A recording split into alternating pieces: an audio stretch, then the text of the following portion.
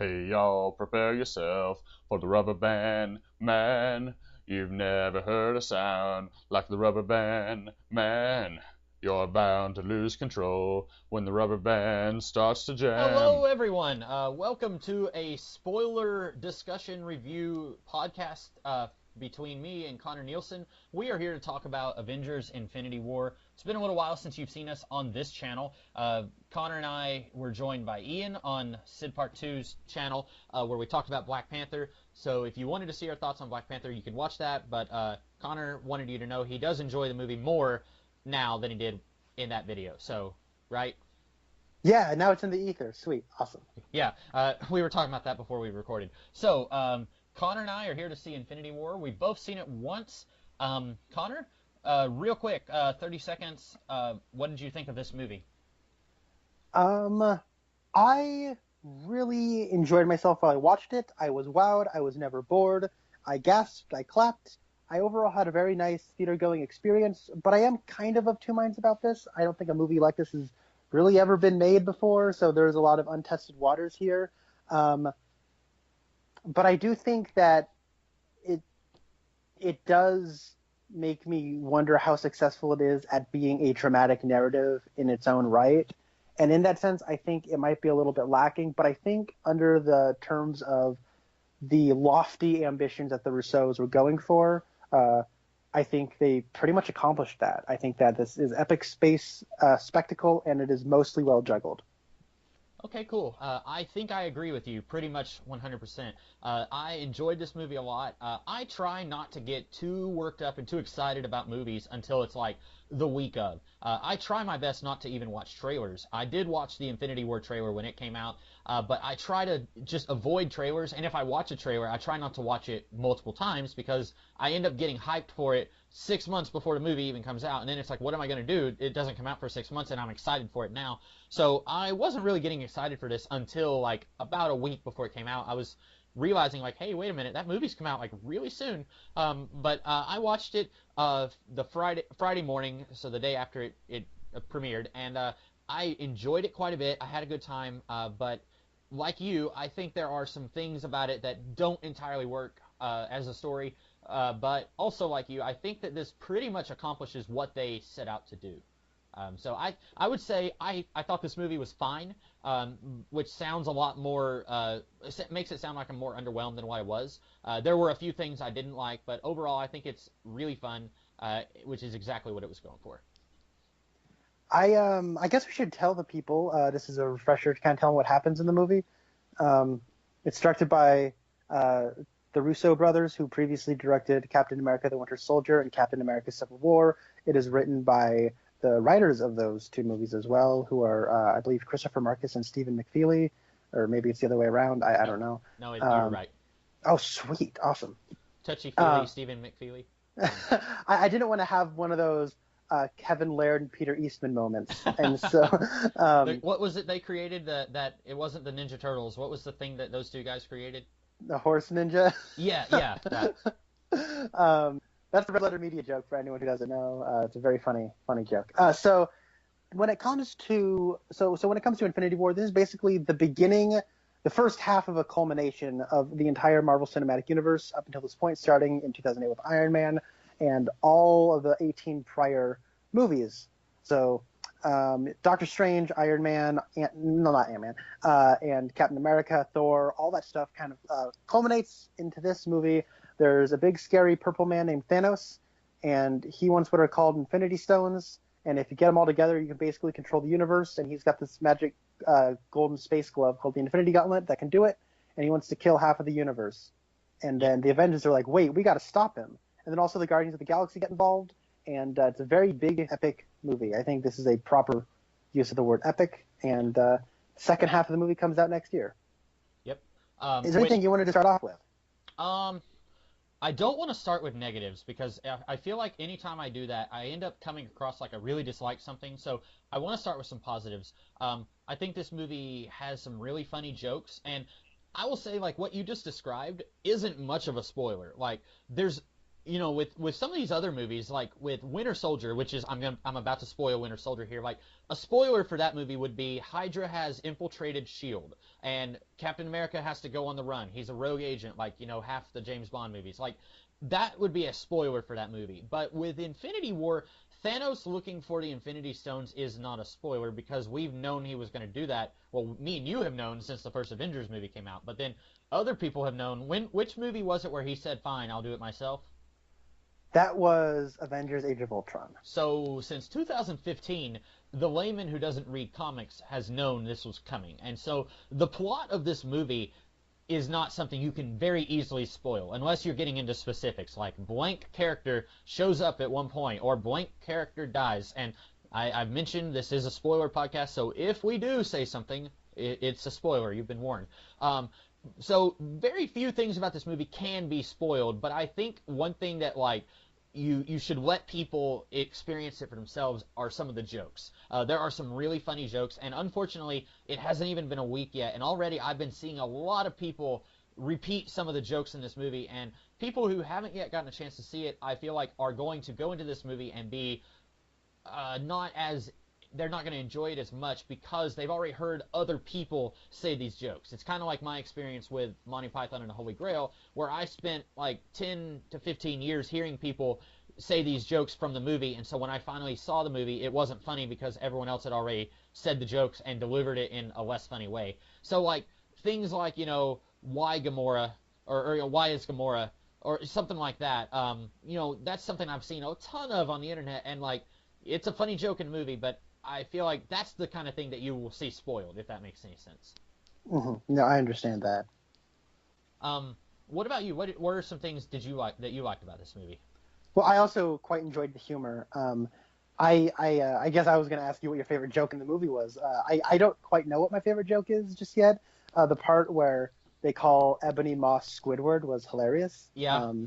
That was good. I know. I didn't even know any of what I'm going to call Thanos' children. I didn't even know any of their names. I was just like, okay, here's weird-looking alien, here's Mascara Lady, here's, Thanos, but even less articulate. That was what I was calling him in my mind. My favorite joke, I don't know if it's my favorite, but one that I think was really underrated, just about anything that Hulk would say when he was, like, getting caught up on what's happened since he left Earth, because it's been 3 years, and so there's all sorts of stuff where he's like getting caught up, like when he said there's an Ant-Man and a Spider-Man. I thought that was funny. And then when he has crashed into the Sanctum Sanctorum and Wong said our favorite flavor is Holka Holka Burning Love, and he said that's a thing. I think those were hilarious. So yeah, just about anything where he was like getting a refresher on all the stuff he's missed on Earth, and like finding out about it, his reaction I thought was pretty good. Yeah, no, that's good. I think Bruce Banner might be a bit of an underrated character this time around. A lot of the jokes, I guess I need to see it a second time to really catch all the jokes because people would be laughing and I'd miss certain jokes. I think that there are a lot of neat stuff that they do. Like I think that the stuff they do with Thor in this movie does a good job of like, well, because he's teaming up with the Guardians of the Galaxy, there's of course going to be a lot of jokes. And after Thor Ragnarok, which was basically a comedy, I don't think it's quite as goofy a comedy as that movie, but it does kind of infuse more of that humorous side to Thor than he ever had, I think, in the first two Avengers movie and the first two Thor movies.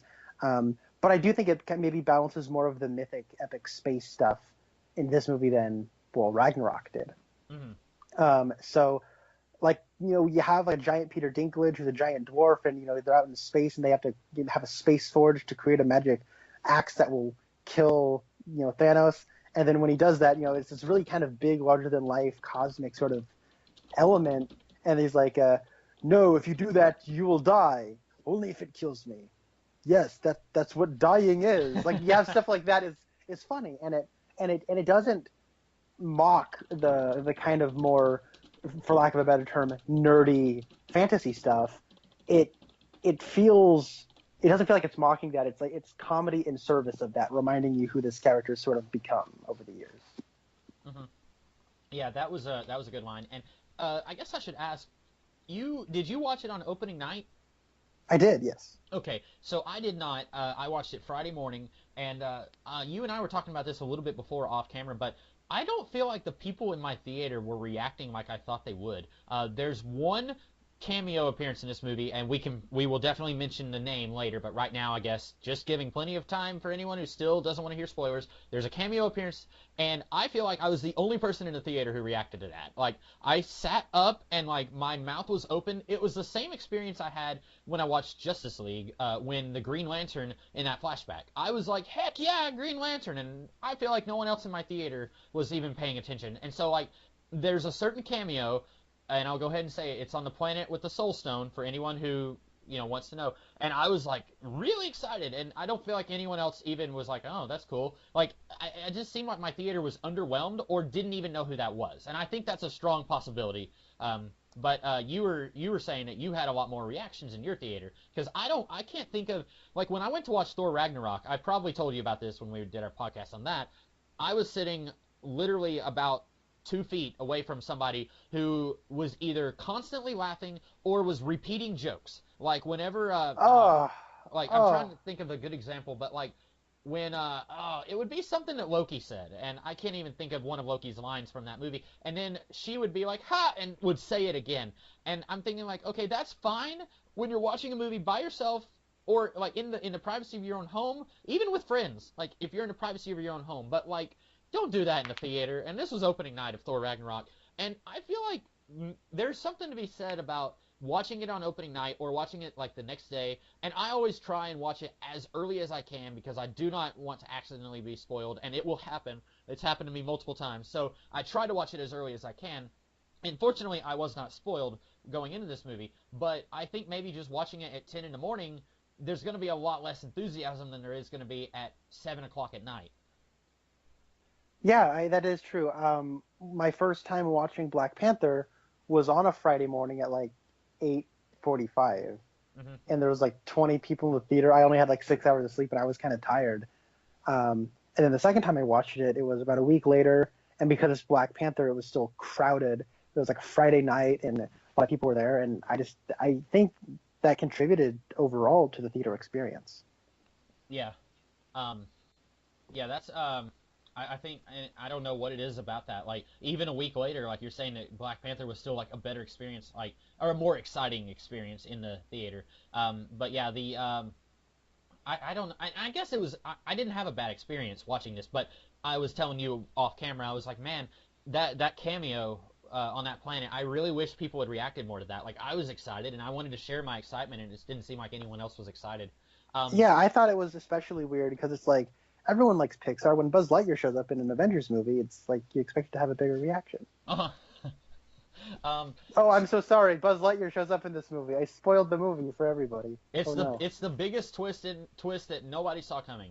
Yeah, after Thanos decimates Xandar, the Nova Corps gets replaced by Star Command, and that's why Buzz Lightyear's there. So.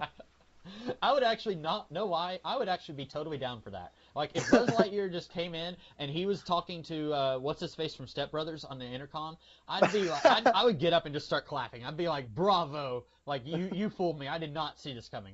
I mean, they can like logically do it, right? I mean, Disney owns both of it, so. So let's talk a little bit about all the characters that were in this movie. And you and I were talking about this a little bit before we recorded, but sometime back, there was a rumor / a report that this movie was going to have somewhere between like 65 and 70 main characters. And as soon as I heard that, I remember getting really worried. Like, oh no, they're not going to be able to balance that many characters in this movie.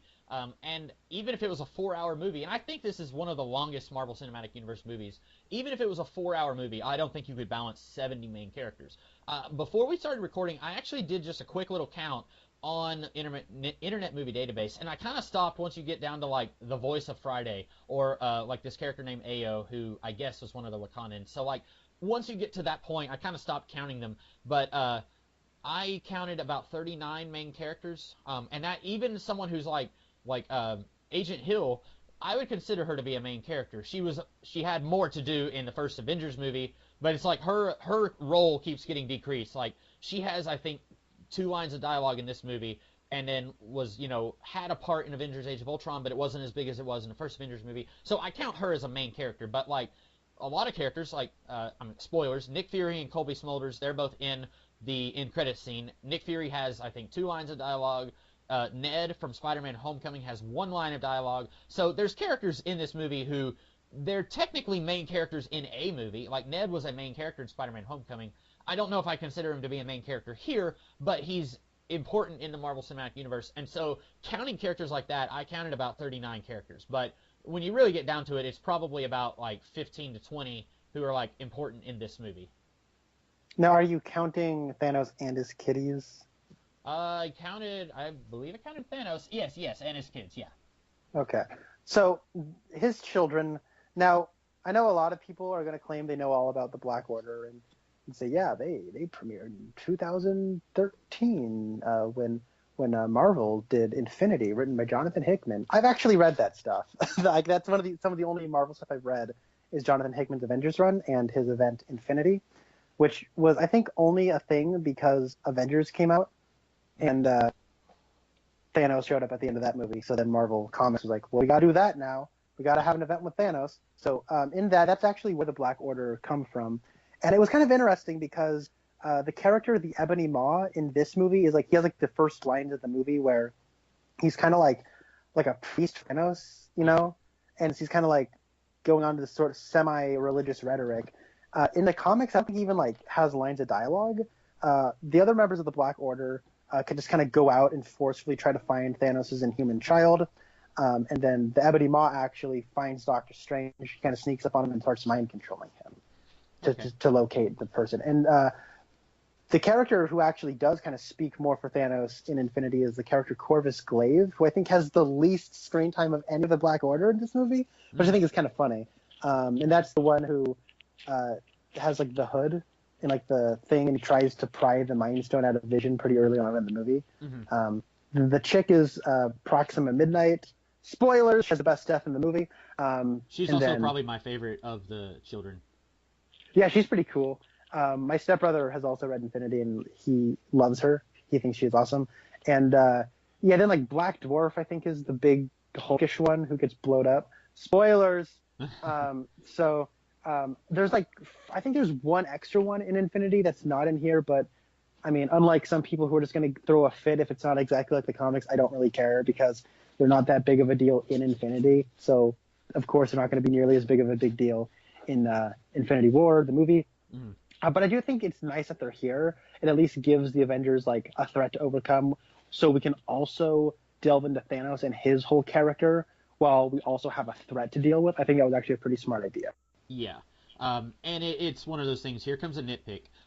It does beg the question: where have these guys been this entire time? And obviously, they weren't created in the comics until 2013, so we clearly weren't going to see them in Avengers or any of those movies before Avengers. But then it begs the question: where were they in Guardians of the Galaxy whenever Thanos is talking to Ronan? And that stuff like that, I'm going to complain about it. But when a movie is enjoyable, I'm also willing to let a lot of it slide.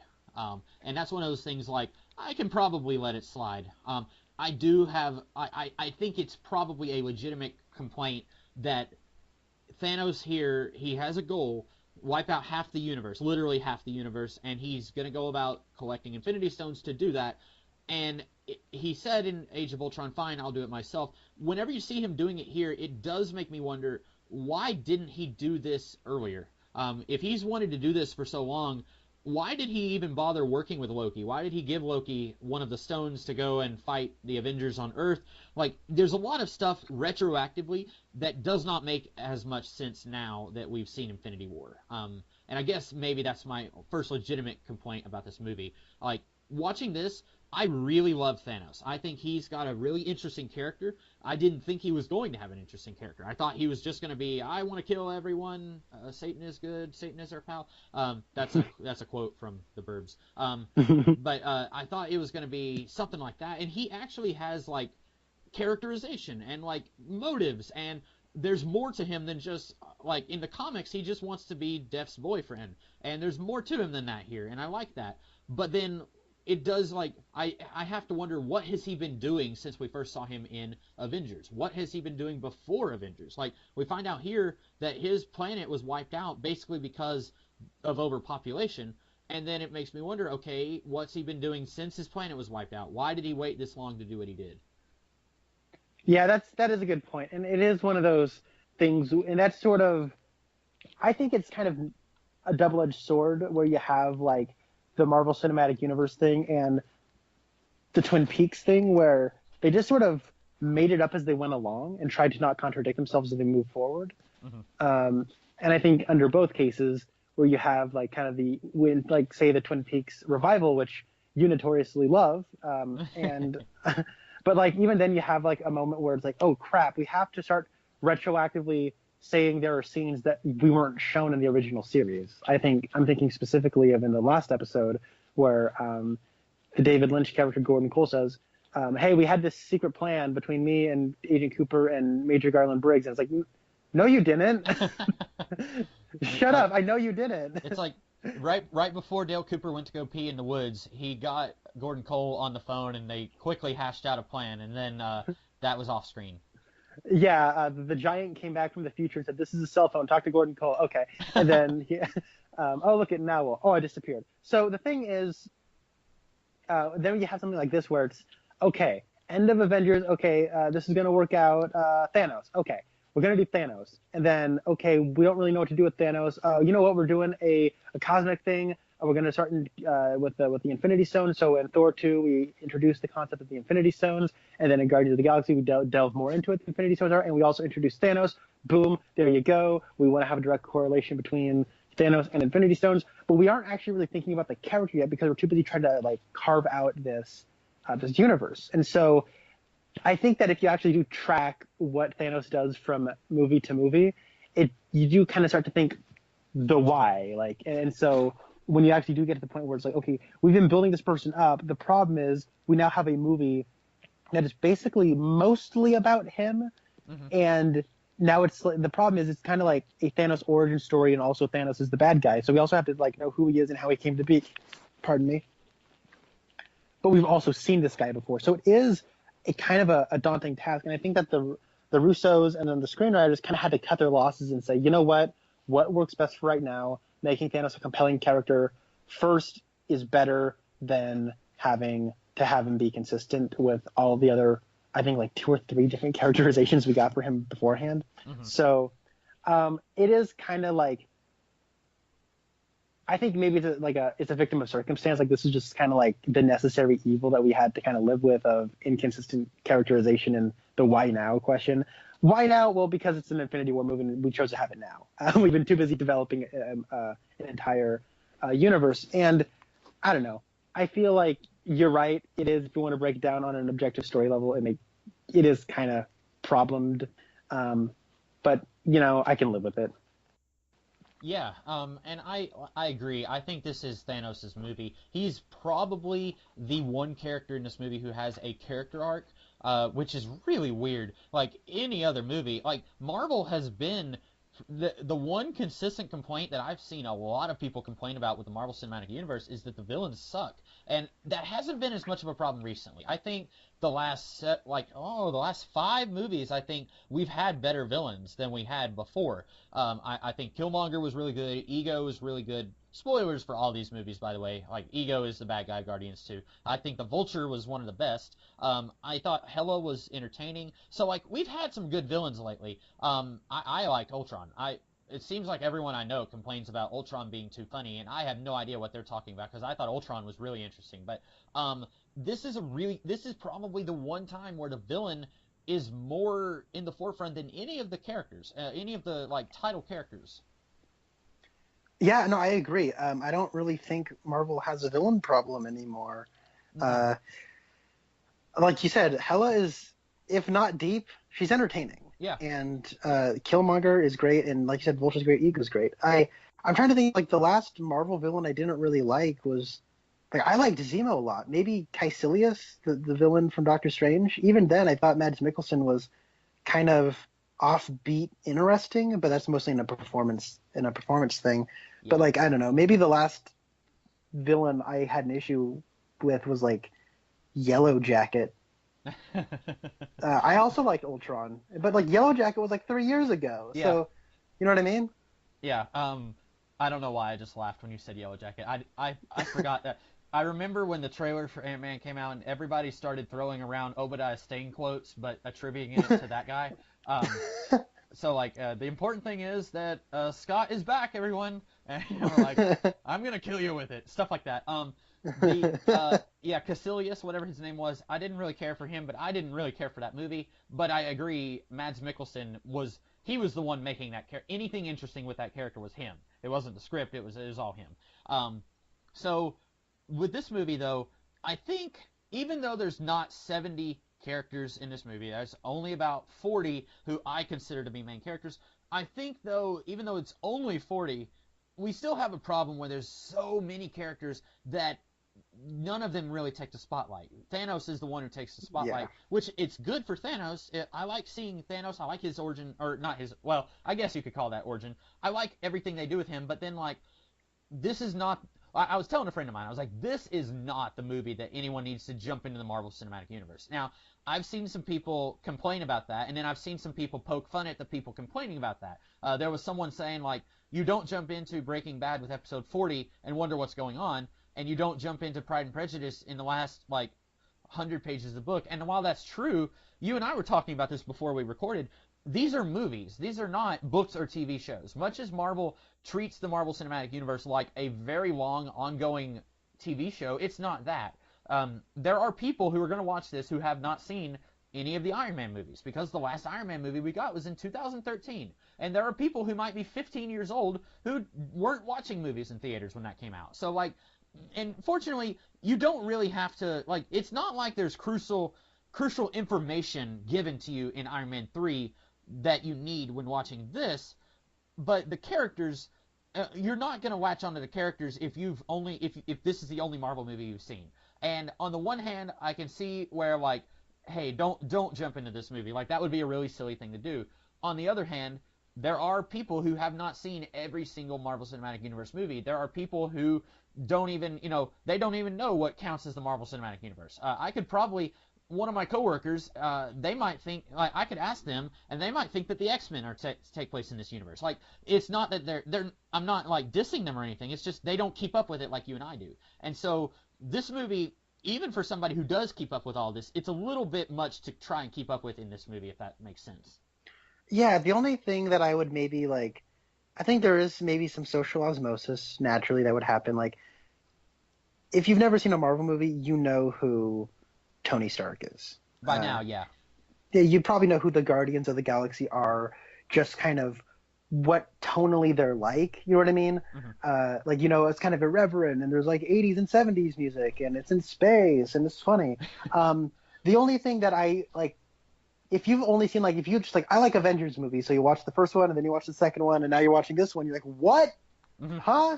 When did the Avengers break up? What's going on? Who are these Guardians of the Galaxy people? But, like, I don't know. I think that the marketing for this movie did a good enough job of saying, look, here's a bunch of people. This is Black Panther. You maybe should have seen Civil War and things like that, to where, yeah, I can sympathize with people who are, like, kind of walking and be a little confused. But I do think enough of the central conflict here is established. Like, I think you can not watch Doctor Strange and understand this movie just fine. Yeah. I would say, if I had to pick just 5 movies that you have to watch before you watch Infinity War, I would say both Avengers movies, Civil War, Black Panther. That's 4. I would say those are the 4 movies you really need to watch. Spider-Man Homecoming, I don't think you have to see because you're introduced to him in Civil War. I think those are the 4. If you watch those 4, you don't have to watch any others. Now, you should, because some of them are really good, but for this movie, those are the 4 that you should watch for your homework, I would think. And maybe Thor Ragnarok, because, you watch Civil War and Black Panther, and then, like, you watch this movie, and it's like, whoa, what's going on? So maybe Thor Ragnarok also. Yeah, I'd say Thor Ragnarok, because the way this opens, you're like, wait, why is Thor here? What's going on? Yeah, why is he friends with Loki now? I do think, and I will say, I had that problem you were talking about, where you watch the first 2 Avengers movies and watch this one, and a whole lot of stuff has happened. I had the same thing with the first 3, with the 3 Captain America movies, where I consider the first 2 to be actual Captain America movies. Civil War, I consider that to be an Avengers movie.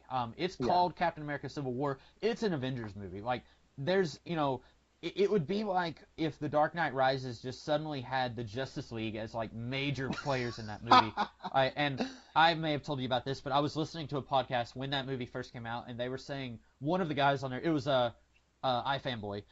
They were talking. One of them said he legitimately thought that like when they had the bomb in the city in the final act, he legitimately thought Superman was going to come down and grab the bomb and just like throw it into space. And like I to this day, I'm still thinking like, what if they did that? What would the DC universe have been like if they did that? Like, it would have been so like narratively unsatisfying, but at the same time, as a fanboy, I would have been like fist bumping, while at the same time like that's stupid. But anyway, it's kind of like that where it's like you watch two Captain America movies and it's Captain America, like it's his movie. Then you get to the third one and it's suddenly he is there, but he's it's part of a larger thing, and it's kind of like that here where you have two Avengers movies. And then something really important happens in a Captain America movie, and then you have this Avengers movie that picks up on all of that.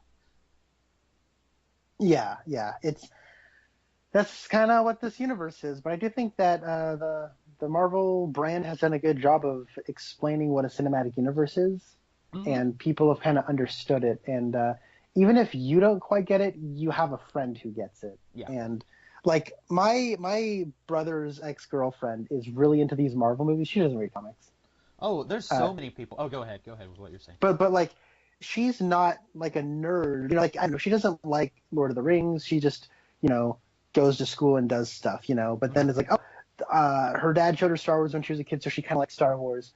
But even then, like a lot of people I know who just generally aren't into film, aren't really into definitely not into comics. They're just normal laymen's.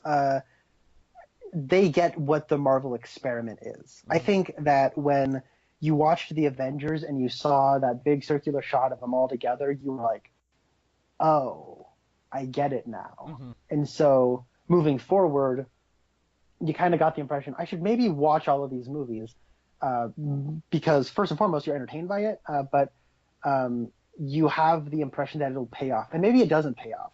Hawkeye isn't in this movie, but you think you need to watch all of them for them to pay off. And so, like, I don't know, I think that in there you have a good business model, but also a lot of good audience retention. And then you get something like this, which has the biggest opening weekend of all time. Yeah. It beat The Force Awakens by $10 million, which is kind of amazing. But, yeah.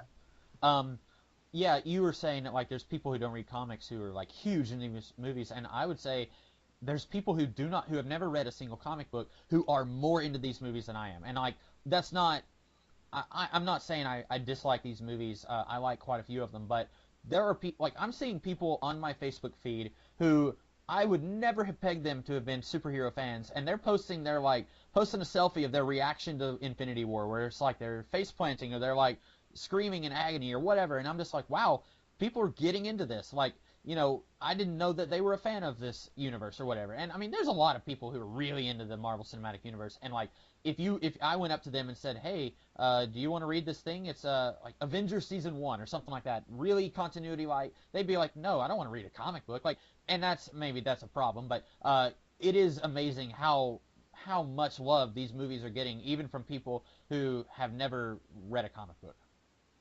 Yeah, and that's what it is. It's a pop culture phenomenon.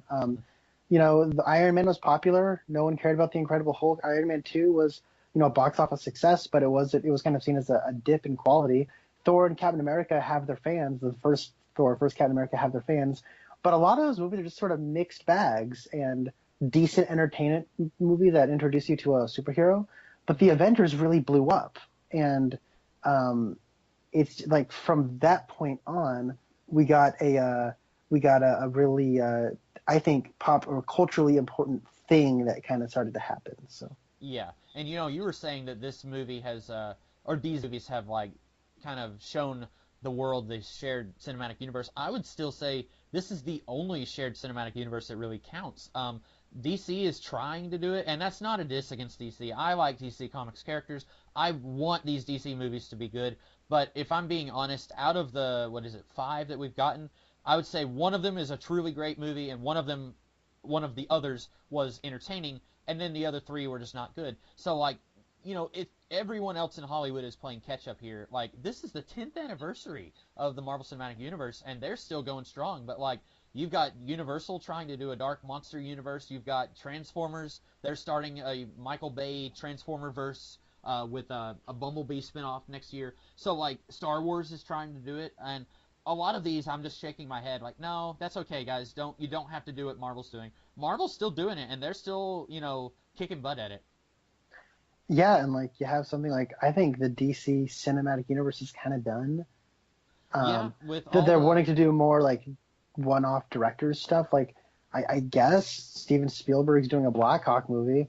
I'll bet we'll you it see. has nothing to do with. I'm still up. I don't think that's going to happen. I think there's a lot of those movies where they're saying it's going to happen. A lot will change in between now and then. Like is Matt Reeves still doing a Batman movie, or like I don't know. Anyway, that's neither here nor there. Yeah, but the thing is, I think they're really trying to be like, oh, we made a Justice League movie and nobody cared. Unfortunately, yeah, and I liked that movie. I enjoyed it. It wasn't. I won't say it was a deep movie. I mean, we're saying the same thing about this, but the apples and oranges. Like Infinity War is a better movie than Justice League, but I liked Justice League. I wanted it to be a well-liked movie. It wasn't, but I enjoyed it. But you're right. I think because I mean we've been hearing reports that they're going to do a Joker origin movie, and it's not going to have Jared Leto. And then we're hearing reports that what was the other one? There's going to do like a Gotham Sirens movie. There's going to be a Batman movie that may or may not have Ben Affleck in it. So like, and that's honestly, that's the kind of, I wouldn't mind if they did that, DC. And I know we're getting off from Infinity War, but DC doesn't have to do a shared universe movie. If they want to do a movie that has Batman and Superman teaming up to fight Metallo or whatever, they can do that, and then people know that there's a character called Batman and there's a character called Superman. You don't have to do painstaking laying down of these characters and setting them up like Marvel did, because before 2008, nobody knew who Iron Man was. Nobody knew or cared who Thor was. Like, these characters had to be established before they could do something like this. But Batman and Superman are icons, and you can do a Batman movie that's not part of the Justice League universe, or you can do a Batman movie that is part of that universe. And so I feel like they could kind of have their cake and eat it too. It's weird that they're trying that, but I think that they can do it, and it'll be fine. Yeah, and then like the Dark Universe is already dead after one movie. Oh. Oh well. But yeah, no, they've managed to do it, and bravo to them. Mm-hmm. I feel like we haven't really talked much about this movie. Right. But I guess I'll kind of talk about my big negatives up front. I think there is a noticeable lack of breathing room in this movie, and I mean that is of course I know there might be people who hear that and go, well, they have a lot of ground to cover. Yeah, I know. That doesn't mean that I still would have liked some breathing room. When I think of Age of Ultron, that's a very airtight movie with a lot going on. A lot of people think there's too much going on in that movie. That being said, when I think of Age of Ultron, I think of like that 10-minute sequence where it's just them having a party and hanging out and chilling, and it's a real nice moment. And then I think of Vision talking with Ultron at the end, and it's just like a conversation they have, and it's nice, and it's a moment to kind of breathe and to think. And then Vision murders the crap out of Ultron, and it's awesome. Yeah. And then you get to this, though. It's like, what's his face? Doctor Strange and Iron Man might have like a very 6 lines of quick dialogue exchange between big action beats, or you'll have, hey, nice to meet you, Rhodey. I'm Captain America. Hey, nice to see you too. Hey, look, it's Bruce Banner. Wait, there's an Iron Man and a Spider-Man. Yep, this is what's going on. Anyways, let's go. It's like, oh, that was the breathing room. And it's like, I don't know, I feel like when we get to the end, a lot of kind of the more emotional stuff before the people start fading away into ash, there are still some emotional beats there that I feel are certainly lessened because within this movie in and of itself is a cinematic experience. I am having my own experience watching this movie. I am maybe sort of undercut. I think maybe the strongest element of any of like the breathing room or establishing some kind of emotional arc is where Star-Lord and Gamora are kind of having their moment. And then, but that being said, their relationship has kind of been the weakest part of the overall Guardians movies for me. Yeah. And maybe that's just a victim of circumstance where it's like, it's not the Russo's fault that maybe James Gunn didn't make that relationship as strong as it could have been. Mm-hmm. But at the same time, that's what we're dealt with. That takes center stage here, and I think that hurts the movie on an emotional level. I'll tell you something I wish we could have seen, and I think this goes right hand in hand with what you're saying. Banner comes out of the shadows, and it's like, "Hey, everyone," and then like Natasha's looking at him, and he says, "Hey, Nat," and she's like, "Hey," and that was all they got. And I really would have liked to have seen a little 2-minute scene where these two are where like maybe Rhodey says, "Hey guys, let's go over here. I want to show you the new blender that we have in the kitchen," and like everyone just walks into the kitchen except for Nat and Banner. Like I would have liked to have seen that. I would have liked to have seen them address how he left things and how he broke up with her in really the worst way possible. And like understandably, like he didn't want to hurt any other human beings, but then like that's a really bad way to break up with somebody. I'll just say that. But and so I thought we were going to get something like that, and we don't. And maybe we'll get it in the next movie. I don't know what the plot of the next movie is going to be. I'm assuming that Thanos will still be the bad guy. That I don't know. So you mentioned that half the characters in this movie disappear. They just like turn into ash and just fade away. I'm assuming that the other half are going to all somehow join forces, and they're going to go after Thanos. And then I'm assuming the half of the characters who disappeared are going to come back to life. And we can talk more about that later because I have an issue with that also. But I'm assuming the next movie is going to be a quieter movie. Like we will have a little bit of that quiet space in the beginning of the next movie, and then we'll have some action also. But I don't think the next movie is going to be nearly as action-packed as this one is. Yeah, and I do think that really this is like a 2-part movie, right? This one is the big action spectacle, bring everyone together, empty your toy box, rock'em sock'em thing that really does focus on its villain as a character. Mm-hmm. And now that we've really kind of got him as a character, when we get Avengers Left Behind and we bring in all the people that didn't get sucked out in the Rapture, we're going to have Kirk Cameron and Nicolas Cage show up, and they're going to team up, and it's going to be great. I do think that I think all of the original Avengers are still there, right? Like Iron Man is still alive. I think Thor is still alive. Captain America is still alive. Hulk is still alive, and Black Widow, and then Hawkeye. They told him to screw off, so he wasn't in this movie. By the way, real quick, I could have sworn I heard Jeremy Renner say that he was in this movie. Did I just imagine that? Because I remember there was a big hoopla that he was not on the poster, and I was fairly sure that I heard him say he was in the movie, he just wasn't in the poster. Did you hear about that, or am I just making that up in my mind? I don't listen to interviews or read any of that. He might have, but I wouldn't have known. Okay. So I think that you're right. The second movie is going to be a lot more hero-driven, and it will be more about the characters and where we're going to leave them off. Specifically, like, I know that the characters are going to get lost in the shuffle. I understand that. But this movie is very designed. It is uneven and imperfect. But that being said, man, Captain America got the shaft, right? Like, I kept forgetting he was even in the movie. And then he's like, I think half of his screen time is in the trailers. And I think that with like Black Panther, he's got this really cool like intro where it's like tracking shot from behind him, and you get this awesome face reveal. It's like, hey, it's Black Panther. And what does he really serve in the movie? Hey, sir, can we use your front lawn as a fighting place? And he's like, yeah, sure, okay. Like that's all he does in the movie. Then he dies. And I guess it's a little bit better with Black Panther because we just saw him in February. When was the last time we saw Steve? Was it 2016? It was 2016, yeah. So 2 years ago. It's worse with him, I think. And both him and Natasha, like I was kind of like, man, I wish they'd do something. Like I wish we could have had a scene with Natasha and Banner. And like Banner gets quite a bit to do. He's there on the ship with Thor, and then he comes and he's talking to Doctor Strange, and he's talking to Iron Man, and then like I feel like he gets quite a few good moments. Tony gets quite a few. Spider-Man gets quite a few. Thor always.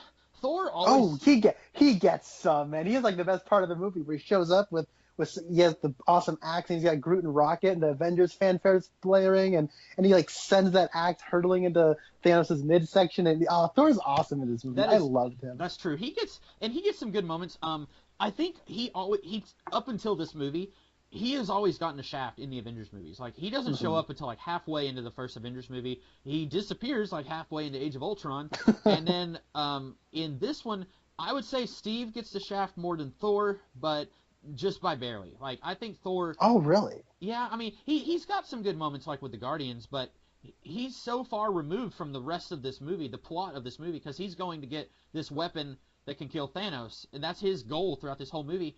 And then ultimately, it doesn't do him a whole lot of good because Thanos wins anyway. And so, like, I feel like he's off on his side quest that doesn't amount to a whole lot. He still gets some good lines. There are some really funny scenes with him, with the Guardians, but like where he keeps calling Rocket a rabbit. I think that's really funny. And when he says farewell, morons, maybe we'll meet again, because Rocket called the rest of the group morons. Like, those were some funny moments. But by and large, I feel like, I don't know, it seems like we're starting to see a pattern with Thor, where anytime there's one of these team movies, he's kind of off, almost doing his own thing in all of them. I understand that. I feel like, I don't know, his 3-issue event tie-in miniseries was pretty cool. I liked it. I can't even tell if you're joking or not. I saw this, like... No, I did legitimately like it. It was like a 3-issue miniseries. Like, if this is an event series, you would get to, like, issue 2, and it would end with him saying, all right, morons, I will see you later. I've got to go make an axe. And then in, like, issue 6, which is, like, the final issue of the event, he will just show up with Rocket and Groot and have this awesome axe, and there will be a little editor's note that says, why is this here? Read, I don't know, Infinity War, The Space Forge, numbers 1 through 3, and then you go and read that, and there's a giant Peter Dinklage and stuff like that. So, I don't know, that's what my impression of that was. Yeah. What did you think of the characters who, air quotes, die at the end of the movie? Did that work for you? I mean, I figured what would happen in this movie. Like, when I heard, okay, we're going to make Avengers Infinity War, it's going to be part 1 in 2017, part 2 is in 2018, I was like, okay, so Thanos is going to get all the magic space rocks and then snap his fingers and everyone's going to die. That's what I just figured would happen when they announced it. Right. But that being said, the people who did die, I don't know. To me, it's like one of those things where it's hard for me to really speculate about this, because, like, I mean, Black Panther 2 is definitely going to happen. There's a Spider-Man movie that's coming out next year. I don't know. Yeah. I mean, that being said, the Spider-Man death scene was really, like, that got me really emotionally stirred. And I don't know why. I think it was just because Tom Holland and Robert Downey Jr. have a really good rapport with one another. Mm-hmm. And even though they don't really have a lot of breathing room, the admiration he has for Tony in this movie specifically, and how he kind of, like, listens to him and he really respects him, admires him, and how Tony clearly has, he doesn't want to get too close to the kid because he doesn't, want to lose him or whatever. And then he does. And it's like, oh, I was kind of a little jerk to this kid. And then when he's like, I don't want to go, Mr. Stark, it's like, ooh, ow, he could keep calling him Sir or Mr. Stark. And it kind of twists the knife in you. And that got to me a little bit. I think that I figured, okay, Okoye, who's T'Challa's general, I figured she would get turned to dust, but he did. I was like, oh, interesting. There was a really good. I liked his line when he said, "This is no place to die."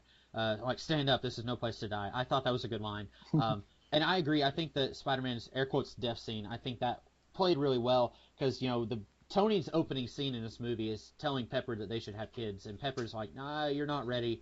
And so Tony is vicariously got this kid, Spider-Man, and, like, you watch Civil War, like, their first scene together in Civil War, he's like, and also in Spider-Man Homecoming, where he said, like, my dad was kind of a jerk, so I'm trying to break the cycle, so you did good. That was, and, like, him being a surrogate father figure for Peter is really interesting here, and it's continuing here. Like, it's this little thread we see starting in Civil War, going through Homecoming, and then coming here. So, like, that's going to be, it's interesting to see that, and I think that's why that plays so well.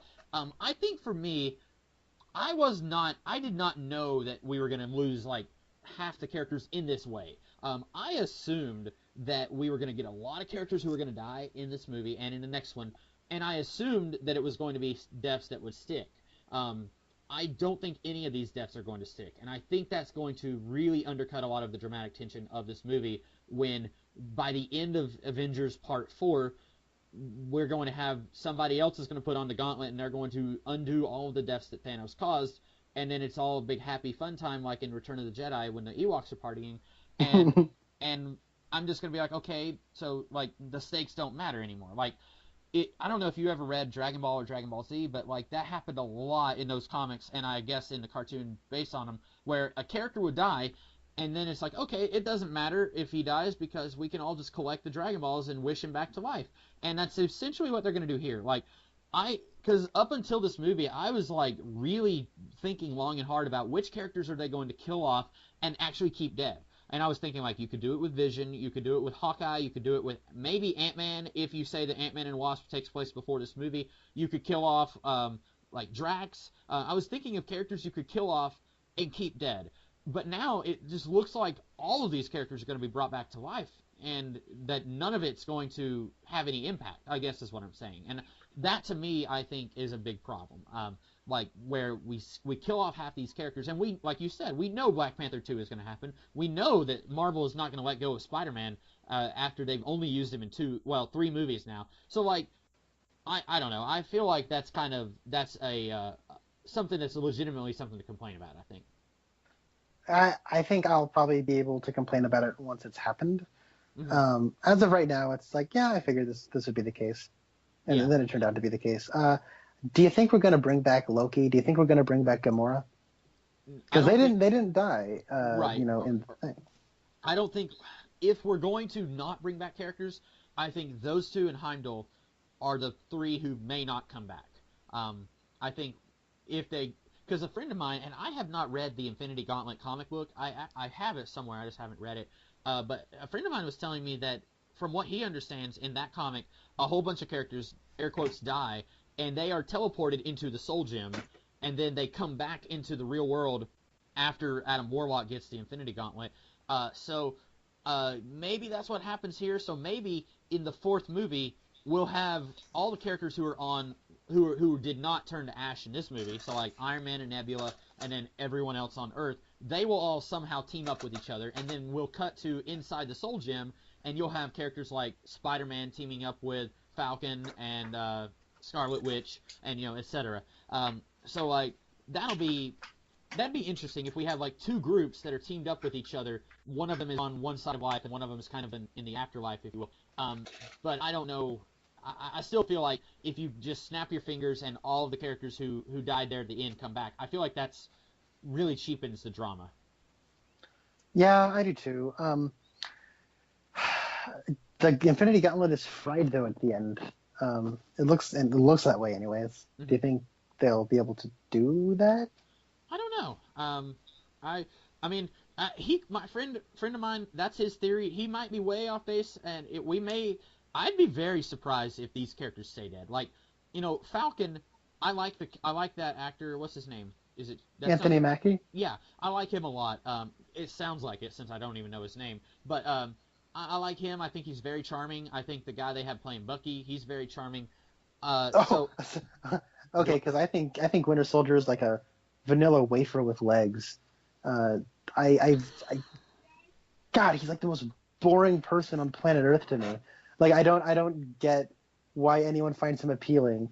It is like a fart in the wind. It's like, oh, what was that? And I should probably say I find the actor charming because I've watched different, like, not even interviews, just like a thing where it's like Anthony Mackie and Sebastian Stan are like chatting with somebody interviewing them, and I find him to be very charming there. But the character himself, I find him to be tragic. I don't necessarily know if I find the character to be deep or anything like that. And everyone seems to like him more than I do. I just I'm like, who are you? Why are you the drama for 2 of Captain America's movies? Why are people fighting over you? You just frown a lot, and you're like, I lost my arm. I got brainwashed. Grow up, man. But I know, all honesty, Sebastian Stan is a good actor. He was in a movie last year with Margot Robbie called I, Tonya, and he was excellent in that movie. Really good. I haven't seen it, but I've heard a lot of people. I've heard a lot of people talk very highly of it. So I think that actor is very charming. So, like, I would be disappointed if they actually stayed dead. But let's be honest, do we really, like, I don't think, and this is maybe a good point, because usually at the end of the podcast we talk about what our thoughts are on the future of whatever franchise we're talking about. This might be a good point to talk about it now. Like, usually, like, with Captain America, he had 3 movies. We have not heard any indication that they're going to do a Captain America 4. It's been 5 years since Iron Man 3, and we have not yet gotten any indication that we're going to get an Iron Man 4. I'm assuming we're not going to get a Thor 4 or any 4 other than Avengers 4, right? So, like, Avengers will be the first one where we get something more than 3 movies. I don't know if we're going to get a Guardians 4. I don't know. Like, once they hit 3, that seems to be their limit, where it's just like, okay, we're not doing any more Captain America movies. So, if they decided here we're just actually going to kill off Winter Soldier and Falcon, well, we don't really need them anymore, right? Because they're not going to do any more Captain America movies. So maybe that's what they're thinking. But I still think they're going to bring him back, both of them. Yeah, maybe. I think they'll bring him back too because, I mean, Black Panther made a gajillion dollars, so. That would be incredibly silly if they said, nope, they're staying dead. No more Spider-Man. No, like Black Panther's just going to be M'Baku and what's her name? Okoye and Shuri and all. And they're all just going to be like, man, T'Challa's gone, and that's going to be the movie. Or do you think they'll do like a weird thing where it's like, this Black Panther's dead, but this Black Panther movie takes place after the first one, but before Infinity War? Oh, like Lion King 1.5. Yeah, Lion King one. There you go. Spider-Man: The Winter Formal is actually going to be Ned sitting in the chair, like, I'm the man in the chair.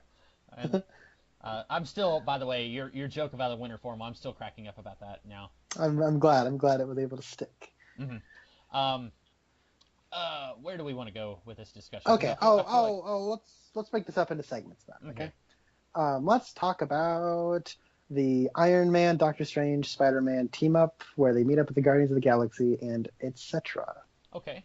Well, first of all, I did not like Tony's armor in this movie. This is a nitpick. I just didn't like the way it looked. I think his armor looked better in every other movie that he's shown up in.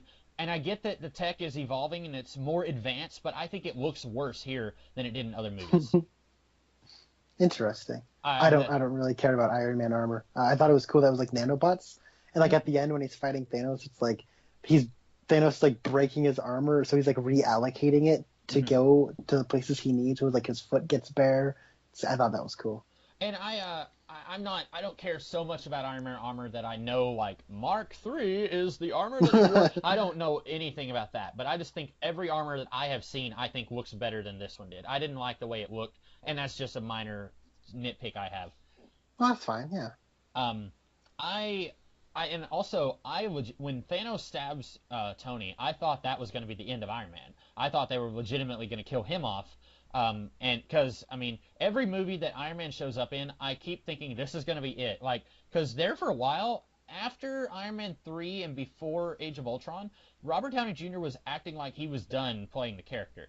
And they had to keep renegotiating his contract. So every time he shows up, I'm thinking like, well, we were lucky to get him in one more movie, but we're not going to, like, he's going to die in this one, or he's going to retire for good. And I mean, he's retired like 3 times by this point, but, I just, this time when they stabbed him, I was thinking like, this is actually going to be it. Like and people are going to riot because like, it all started with Robert Downey Jr. in the, what do you call it? Iron Man 1. And so, yeah. Like, I figured like, oh, people are going to be so disappointed and sad, but, no, he's still going strong. Yeah, he is. I think what we're going to do with that is at the end of Iron Man 4, or Avengers 4, he's going to get married to Pepper, and it's going to be like a superhero wedding. Yay, he slayed the dragon, and now he's getting married to his woman, and we all clap and be like, oh, bravo, and then say goodbye to the character. That'll be it. That's the way I'm thinking it'll go anyways. I really liked what we do with Iron Man in terms of like giving him a Doctor Strange to go up against, because I remember watching Doctor Strange thinking, I mean, he's basically just Iron Man with a cape. And it's not really the case at all. When you put them next to each other, I think that Doctor Strange's characterization is rather consistent with his movie, and I think Iron Man is consistent with what we've done with him for like the last 10 years. And when we put them next to each other, they do have differences. They're kind of snarky, big-headed guys, but one of them is like when danger really starts to happen, Doctor Strange is like, okay, how do we solve this? I want to get this done with. Here's the difference. Doctor Strange, when he sees magic, he says, teach me. When Iron Man sees magic, he makes a joke. And that's the difference. You can trace that difference throughout this movie, and how Doctor Strange has his mind on the greater whole, and Iron Man still kind of has his mindset on his surroundings.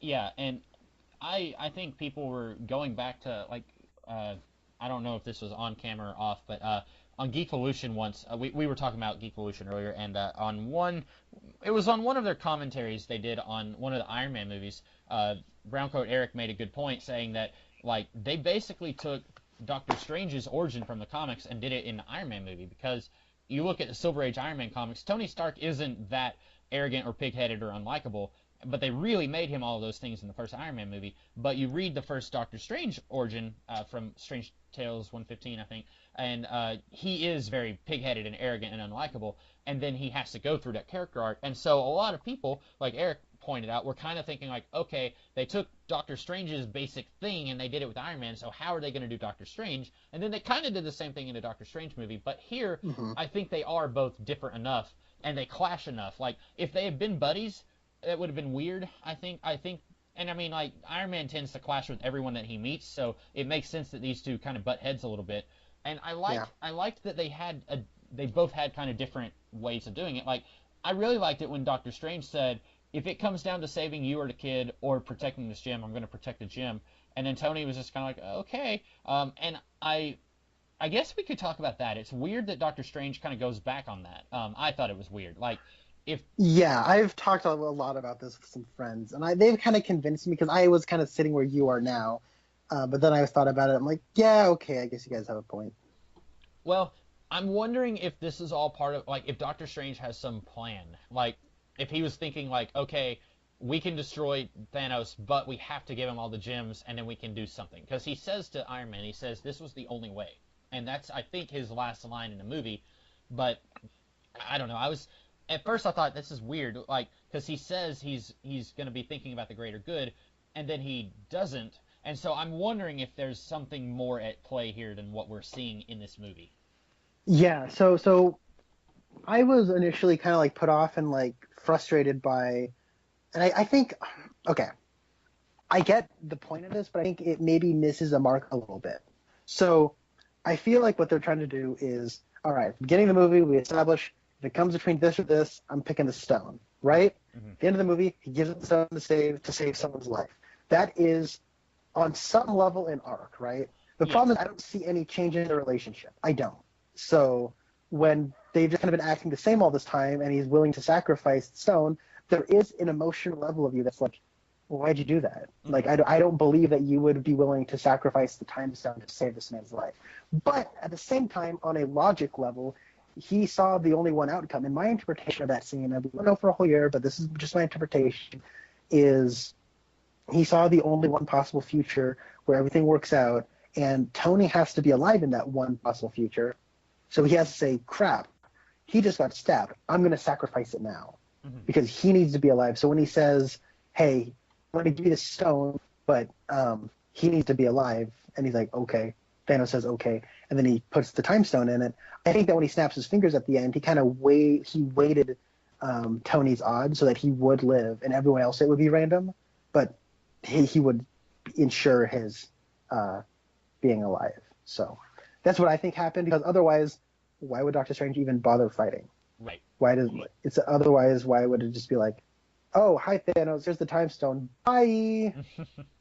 Yeah, you're right. It feels like it comes out of nowhere, and that's another, like, we said that Thanos is the one character who gets an arc. I would say Doctor Strange kind of gets an arc, like you said, but because we are splitting our time between 40-something characters, we don't get to really see a lot of Doctor Strange's like interactions. We don't really get to see him growing and changing from point A to point B. So I think you're right. I think something like that happened where he has some plan, and Tony probably is central to that plan.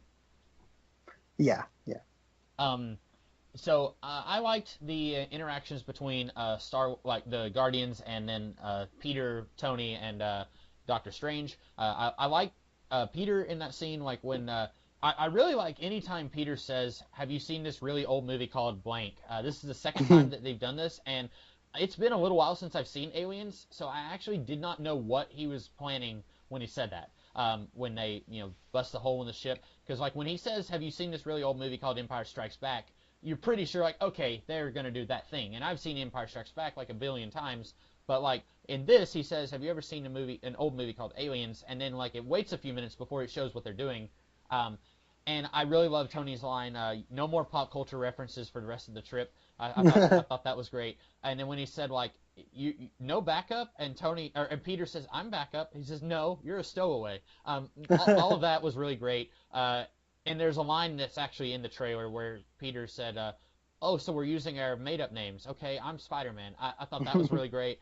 And then this does one of those things, the Guardians show up and they start attacking these three. And most of the time, when you have your mandatory superhero fight scene, most of the time I'm going to say that's really stupid. This is a really dumb reason for these guys to fight. Like, in the Avengers movie, you got that brief fight scene between Iron Man, Thor, and Captain America, and it's kind of stupid because Thor just kind of comes in out of nowhere and kidnaps Loki, and then just Iron Man just attacks because, he's Iron Man. And so, like, a lot of times when you have the superhero fight scene, just because fanboys want to see these characters fight a little bit before they team up, a lot of times I feel like it's for a really dumb reason.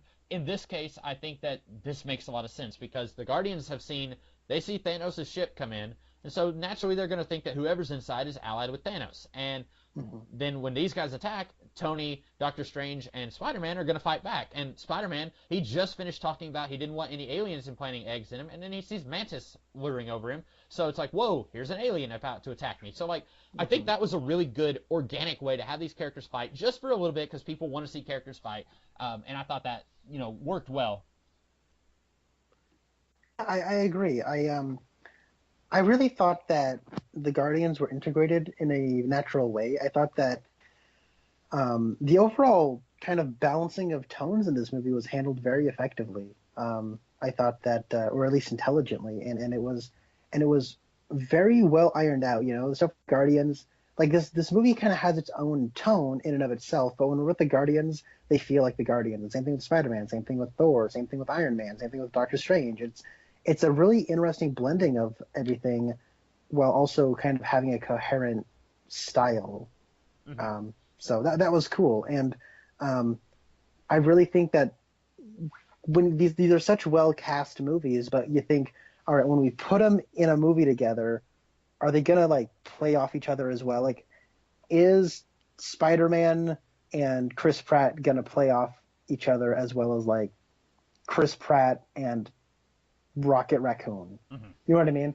And I thought everyone, like, the pairings were very well, like, there was good chemistry. I thought it was all handled really well in terms of how characters were handled. I was impressed.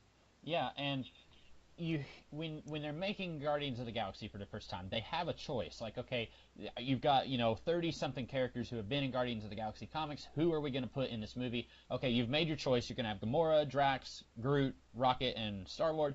And then you have your choice. What are these characters going to be like? Because I haven't read a whole lot of recent Guardians stuff. Pretty much all of my knowledge of the Guardians from the comics comes from the 1990s, where it was an entirely different team than what we have here. But I don't think that Star-Lord is quite that jokey in the comics, so you have a choice of, like, how are we going to construct this character? Are we going to have Star-Lord be jokey? And if he's going to be jokey, then these other characters, if they're going to be jokey, they have to be done in different ways. Like, Rocket is also jokey, but he's got a very different sense of humor than Star-Lord does. And, like, Drax is more or less the straight man, but occasionally he'll say something really funny.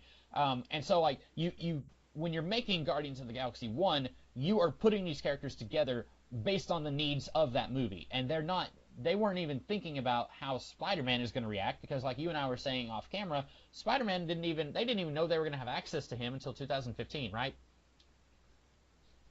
Yeah. Okay. Yeah. So, like, and that was Guardians 1 was like 2014. So, like, it is really remarkable that Spider-Man is able to, and really all of these characters, like, when they're figuring out how they're going to do Thor, it's crazy that they're able to make that work with the Guardians, even though, like, when they're putting the Guardians together, they were doing that just in a vacuum. Like, this is the closest the Guardians have been to being in the Marvel Universe. Like, Volume 1 and 2 of Guardians really felt like they were just way away from everything else that was happening here, and now they're in the thick of things, and it's crazy how well they interact with Thor and Captain America and Spider-Man and all of these characters. I think it's really crazy. Yeah, I'm impressed. I really liked, speaking of the Guardians, and I don't know if we'll have a chance to mention this again, I really liked when Thor introduces Groot to Steve, where he said, "I am Groot," and then Steve said, "I am Steve Rogers." I thought that was a really funny line, and that was one that did get a lot of laughs in my theater. But that was one of Steve's better moments, I guess, one of the few moments. Yeah, I like the part where Thor comes there. He's like, "Oh, I see you have up in my beard." And then what did Steve? Didn't Steve say something about? Oh yeah, he's like, "Ah, I see you got a haircut." Yeah, that was it. And Yeah. I like the part where they're all like searching, and then Captain America and Black Panther take off faster than anyone else. Uh-huh. And then everyone in the audience thought that was pretty great. I'm like, that's cool. Mm-hmm. I think that I was gonna go. Oh yeah, I really like little things like when they find Thor and they lay him out. Like all of the Guardians have a crush on him. I think that's really funny. Yeah. Also, that scene, and I'm just now thinking of this. Visually, it looks a lot like Avengers issue 4 or 5. It's whatever issue it is that reintroduces Captain America in the 1960s, where you've got Ant-Man or Giant Man, Wasp, Thor, and Iron Man. They're all surrounding Captain America, who's laying on this table unconscious. It visually reminds me of that scene quite a bit, and I don't know if that was on purpose, because they didn't really get to do that scene with Captain America in these movies. They just kind of they did it. They reawakened him in a different way. But I thought that was kind of sort of similar to that, and I kind of like that. Yeah, I think this movie looks pretty good. I think there are a lot of places in here which I don't really know the comics very well, but I would look at it and be like, that would look good as like a double-page spread or something. I could visualize it in my head. Yeah. Trying to think of, I mean, what did you think? What would you say your favorite pairing was? Because this movie did a really good job of like, okay, you want to see Spider-Man team up with the Guardians? Well, here it is. Or you want to see, I don't know. I can't. I guess like get all the Avengers back together. Like, what would you say your favorite like unexpected team up was in this movie? Ooh, that's a good question. Do you have one in mind? Because I'll try to think mine over.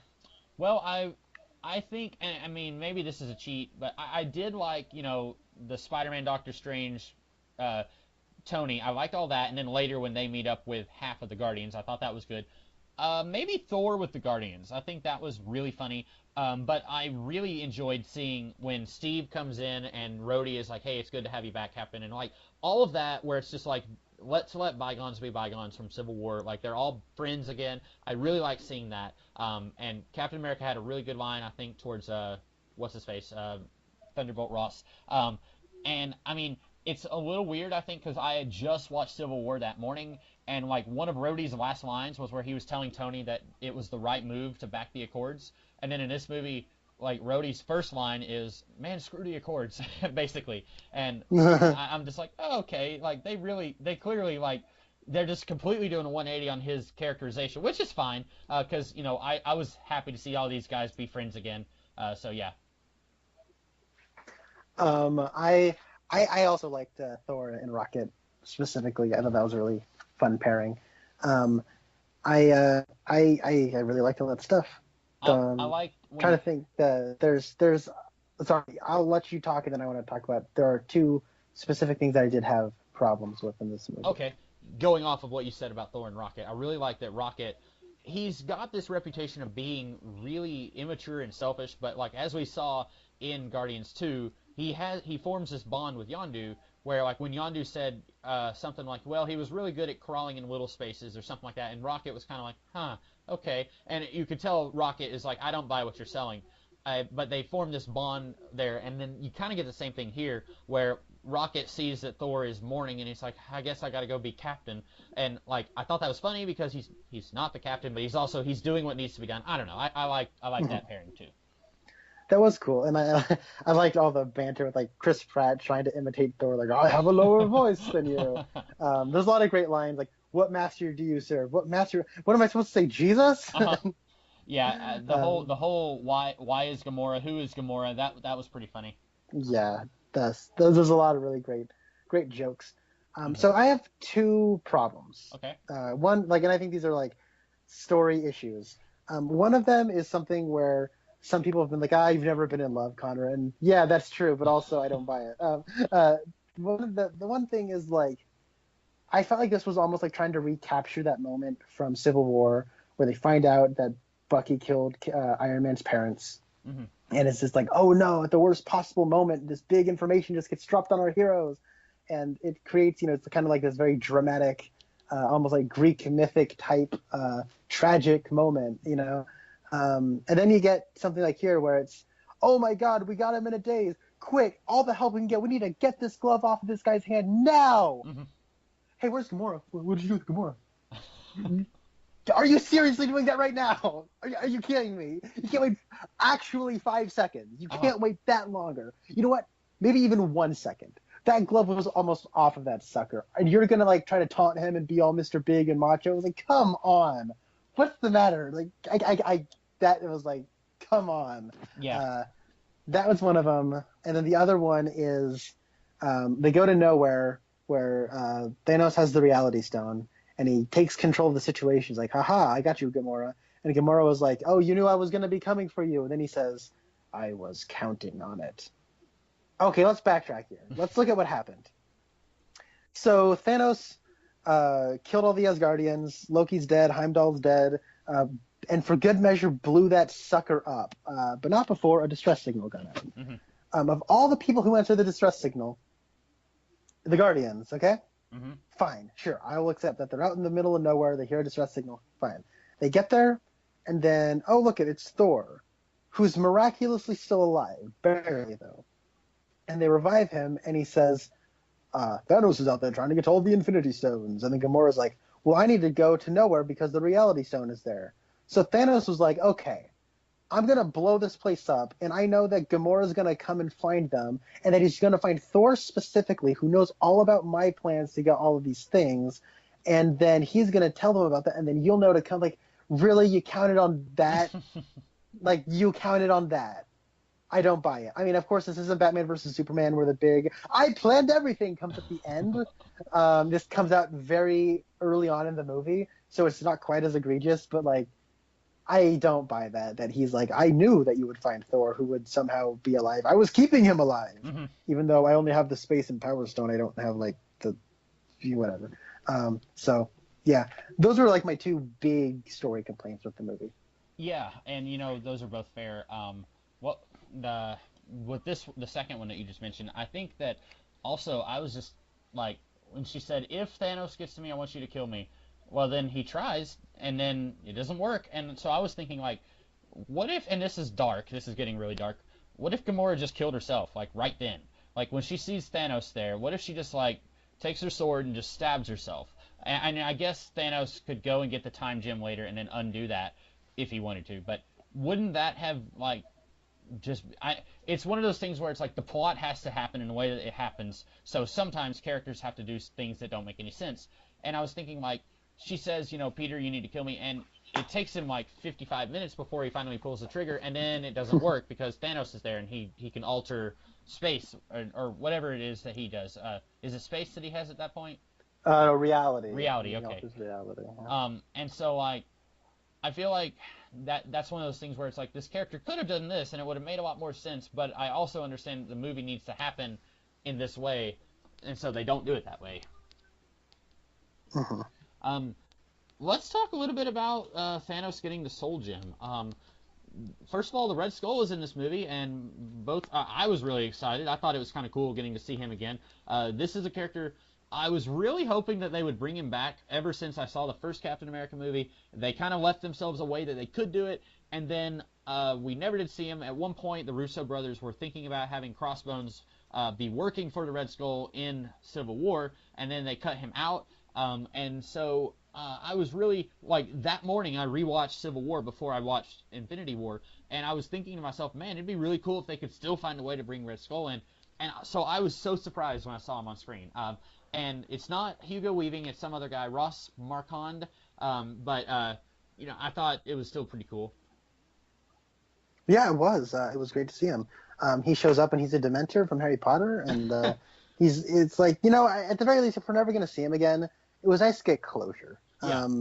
He kind of disappeared into the Tesseract in the first Captain America, the first Avenger, and I just figured, yeah, he's probably dead. They won't get Hugo Weaving back because he doesn't want to come back, but they recast him, and he could have fooled me.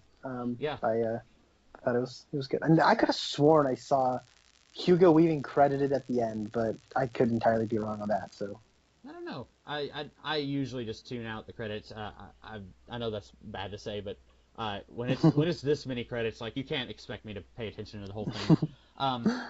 did you notice Jim Starlin has on credit? Did he get a credit? Yeah, it says the producer would like to thank Jim Starlin for his profound impact on this film story, stuff like that. Well, that's nice. I don't think that the Marvel Comics people are treating Jim Starlin that nicely. I think he's kind of getting the shaft from Marvel. Didn't he kind of cut ties with Marvel Comics?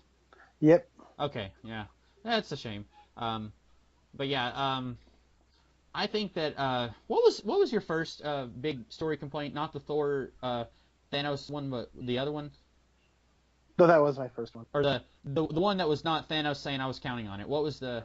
Oh, it's the one where Star-Lord's like, I'm gonna taunt you, and where's Gamora? Where is she? I want to know where she is. Oh, she's dead. You idiot! I hate you. I'm gonna purposefully try to trigger you so that you will get angry, even though we're trying to get your glove off of you. It's the least opportune time to do something like this. Yeah, and it's kind of like Gamora, where she could have just killed herself, and like the plot would have been like the bad guy would have effectively been powerless. Same thing here, where it's like we have to have him do this thing at the end of the movie, so we have to have Star-Lord do something that makes no sense at all. You're right. I was wondering, like Tony and Peter are trying to rip the gauntlet off, and I know that like if I'm assuming that Tony's lasers would like Thanos has really thick skin. Like literally, because Hulk comes out of nowhere at the beginning of the movie, and he throws Thanos into a wall, and basically it does nothing. Like Thanos really takes Hulk and just beats him black and blue, and so like Thanos is really strong, and probably if Tony just had a highly concentrated laser and tried to cut his arm off, I guess that wouldn't work. Maybe we didn't really get to see him try it, but I was sitting here thinking like, cut his arm off, just cut his arm off. Like if Mantis is like subduing him, you have time, just like chop his arm off with a laser. You don't have to pull the glove off his hand. That is true. I didn't even think of that. Did you like? I really like the scenes with Vision and Scarlet Witch. I like the implication that they have been having these little rendezvous with each other for a while, even though they were both kind of on opposite sides of the conflict in Civil War. And I don't. This is why you were saying earlier that like Captain America really gets the shaft here, and I agree. This is where I really wish we could have had like a Secret Avengers movie in between Civil War and this one, because like it really does. It seems like they're implying that like Steve, Natasha, Falcon, and Scarlet Witch, that they've been like secretly superheroing on the side, just not publicly. And I really wish we could have seen something like that in between these movies. That would have been cool. Yeah. What did you think? Yeah, sorry. I was sorry. What did I think about what? Oh no, you go ahead. Because I was going to comment on the Vision Scarlet Witch thing. Mm-hmm. That's another element of I've really kind of liked what they did with Vision and Scarlet Witch in Age of Ultron, how they kind of seed a relationship when he comes on in and saves her. Yeah. As the Sokovia is crumbling, and then in Civil War they kind of hint at it a little bit more. He's trying to make food, and he puts the moves on hers like, why don't we just order a pizza? And she's like, why are you keeping me here? You can see the sizzling starting to happen. Mm-hmm. And then you just kind of skip over it to the end of it. And I wanted to see more of their relationship develop. And we just kind of jumped to the end of it. And within this movie, I don't see enough of their relationship for me to really care when she has to kill him. Yeah. And so it's like kind of disappointing to me. Yeah, and you could say the same thing about Gamora and Star-Lord to a point. I think that's a problem we've had with a lot of the ongoing romances, and we haven't had that as many as you would think. Like, you start off like Incredible Hulk, where there's Betty and Bruce, and then we haven't seen Betty since 2008, and then you have Bruce with Natasha, which I thought that was a really weird pairing. I mean, I liked it in retrospect, but like I remember way back before Winter Soldier came out, like I remember thinking maybe Steve and Natasha get together, because that was kind of a thing in the animated Ultimate Avengers movies. Like those two are kind of a couple, and so like it was really up in the air, like who could Natasha get with? But like really the only ongoing romance that we've had has been Pepper and Tony, and even that one they've kind of had some ups and downs. But with these, like you go back to Pepper and Tony, they kind of sort of start off their relationship in the first movie, and then it's like, nope, they're not gonna get together. And then in the second movie, it's like it's kind of implied. Like he I think in the trailer he asks for a kiss and she kisses the helmet and throws it off the helicarrier thing, and then at the end of that movie, it's like, okay, he was like she was worried about him because they were having a near death. He was having a near death experience, and then you get to Avengers, and suddenly they're a thing. And, like it skipped over all that, kind of like this here, like. Where, Oh yeah. And so I think that's the thing that we're doing here, where these movies, they will go further and faster than you would expect them to go. Like I remember when the first Avengers movie came out, someone I know was like, it takes this relationship a lot further than you would think it would. Like you're kind of still in the mindset that you're thinking that relationship will only get any traction in the Iron Man movies, and they didn't do that. And so like here, it's kind of the same thing where Vision and Scarlet Witch, they had a relationship that we skipped over quite a bit in between Age of Ultron and Civil War, and then like you get to see that like they're both very heartbroken that it's come to this in Civil War, and that's kind of one of those things where I love superhero movies, but I always will think that comic books are superior to movies in that you can do a long form, drawn out storyline over the course of several issues. Like if you want to have Vision and Scarlet Witch slowly fall in love, you can do that in the comic books. You really can't do that in the movies. So yeah, that's one of those.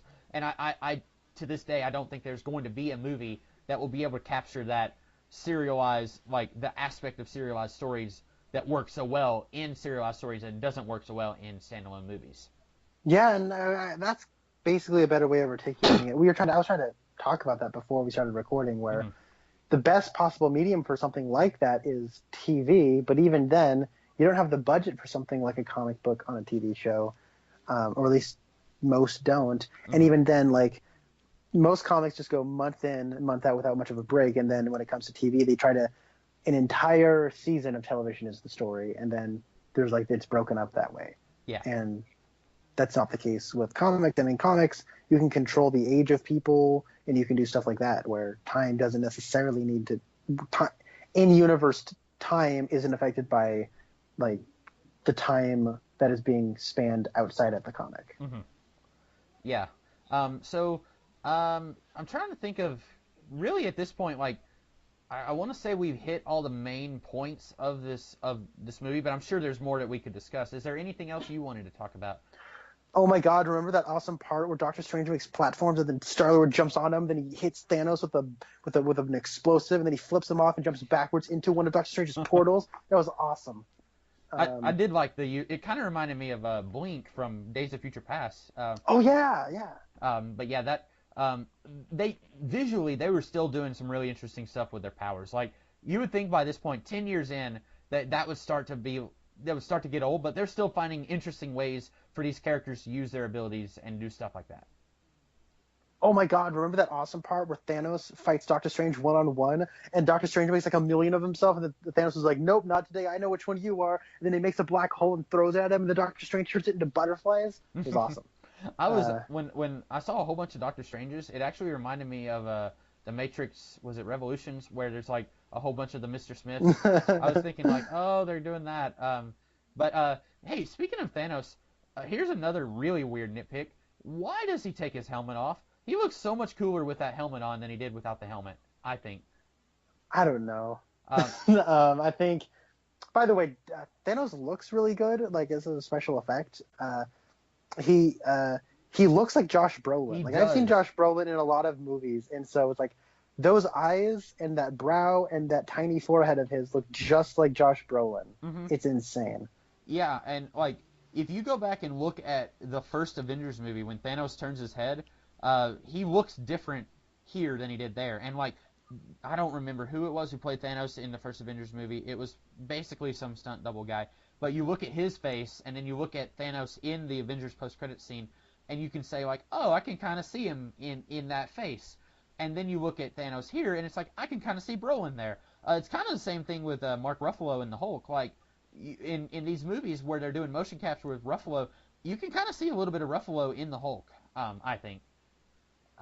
Yeah, no, you totally can. Like, I remember Spencer was looking through some Twitter or something, and I looked over his shoulder, and somebody had made, like, their own posters for all of the Marvel Cinematic Universe movies, and the one for Incredible Hulk, I'm like, that's funny because I always thought the Hulk from Incredible Hulk looked like Christian Bale as the Hulk in Edward Norton. But like the person who drew that poster just made it look like Mark Ruffalo Hulk. And like it looks like Mark Ruffalo. That's all he was in that movie. Mm-hmm. Also, I'm looking at posters of Josh Brolin. His forehead is not tiny. He just has very intense eyes and a very flat top hair. I always think of his forehead as small. Right. I don't know why I do that, but I do. Yeah, I think that this is one of those things, like, when the trailer came out for this movie, and I saw that Thanos was not wearing his helmet, I thought, wow, that looks really silly, and he kind of looks goofy. Like at one point, Star-Lord calls him Grimace, and I thought, yeah, he does look like Grimace, and then, like, I don't know why he takes the helmet off. It's a dumb complaint, but why does he do it? Like, he looks so much better with that helmet on, I thought. I don't know. That's a good question. FaceTime? I don't know. Yeah. Even then, it's like you're covered in CGI makeup. Yeah. Who cares? Well, it's not like, like in the Tobey Maguire Spider-Man movies where it's almost like he was contractually obligated to be able to take his mask off so you could be like, oh, yeah, it's Tobey Maguire. I forgot that he's, like, it's not like, because like you said, he's CGI. So, like, while he looks like Brolin, you're not going to be like, there's Josh Brolin. You're going to be like, there's Thanos. He looks like the Grimace. Somebody, I saw a meme on the internet where someone did just take Grimace and put it on Thanos' face, and it says, in time you'll know what it means to lose, and has that whole monologue from the trailer. It's really funny. Which, by the way, that was not in the movie, was it?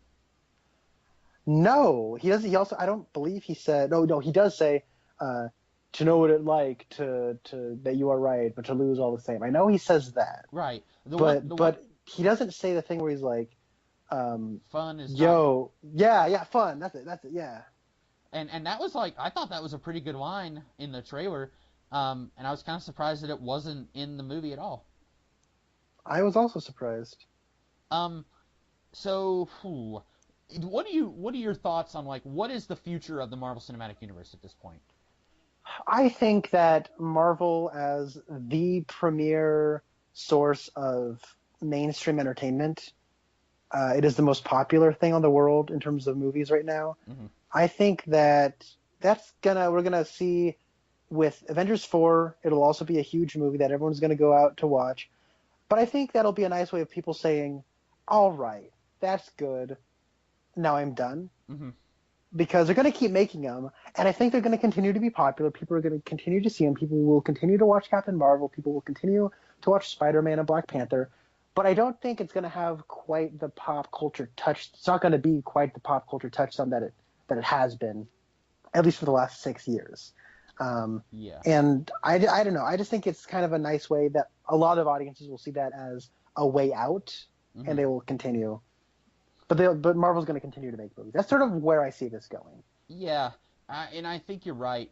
I've seen, like, this was, like, probably when the trailer for Infinity War came out, somebody, I don't even remember who it was, somebody had commented on it and saying, like, I can't wait for this movie to come out so I can watch it and finally stop watching these movies, or something to that effect. And I mean, if you're that tired of it, I don't even know why you would bother watching this movie, but I feel like a lot of people, because this has been building to this at least since 2012. I mean, it's been a decade since the Marvel Cinematic Universe started, but really, 2012 is when they showed Thanos for the first time. And so, like, I remember back when they announced that the next Avengers movie was going to be Age of Ultron, and I remember saying, like, what the heck? I thought Thanos was the next villain. And so, like, they've been really kind of teasing us with this for a while, and I think a lot of people they've been waiting for this. And once this happens, they're going to be like, well, what else is there to do? Even, we may get an Avengers 5 and Avengers 6. I don't know if we will, but we might. And, like, if we did, like, what is there to do after half the universe is destroyed? Like, Kang the Conqueror, maybe? Like, I don't know if there's much more they can do with the Avengers, but you could do a Thunderbolts movie, maybe. Like, Thunderbolt Ross knows that he can't control the Avengers anymore, so maybe he goes and he gets Zemo out of jail and puts together a Thunderbolts team. I've been wanting that for a while. You could do more Hulk movies. I know there's a weird feud going on with Universal and Marvel Cinematic. I don't know what it is, but I have a theory. So Universal Studios was somehow involved in making The Incredible Hulk, and they must have really liked Edward Norton, because as soon as Marvel put Mark Ruffalo as the Hulk, like, it was this situation where Marvel can make a Hulk movie, but they have to have Universal Studios sign off on it. And I don't think that Universal likes Mark Ruffalo because we haven't had a Hulk solo movie since The Incredible Hulk. And I think the reason is they don't like Mark Ruffalo. I could be wrong, but that seems to be the only reason that we haven't gotten a Hulk solo movie since then. So, like, I'd be totally fine with getting another couple Hulk movies on down the line. We're gonna get a Guardians 3. We'll get more Spider-Man movies. Spider-Man might actually be the one solo character who will get multiple, like, more than just 3 movies. Like, I don't see them stopping with 3 at Spider-Man. Yeah, I agree. Or at least as long as what's it called, Sony will let them do it. Mm-hmm. Which go on. Oh, I was just I don't see Sony stopping them either. Like, that seems like it's beneficial for both of them. So I don't know if Sony will ever say that's enough. You can't use Spider-Man anymore. Well, you say that, but it's also Sony. Well, yeah.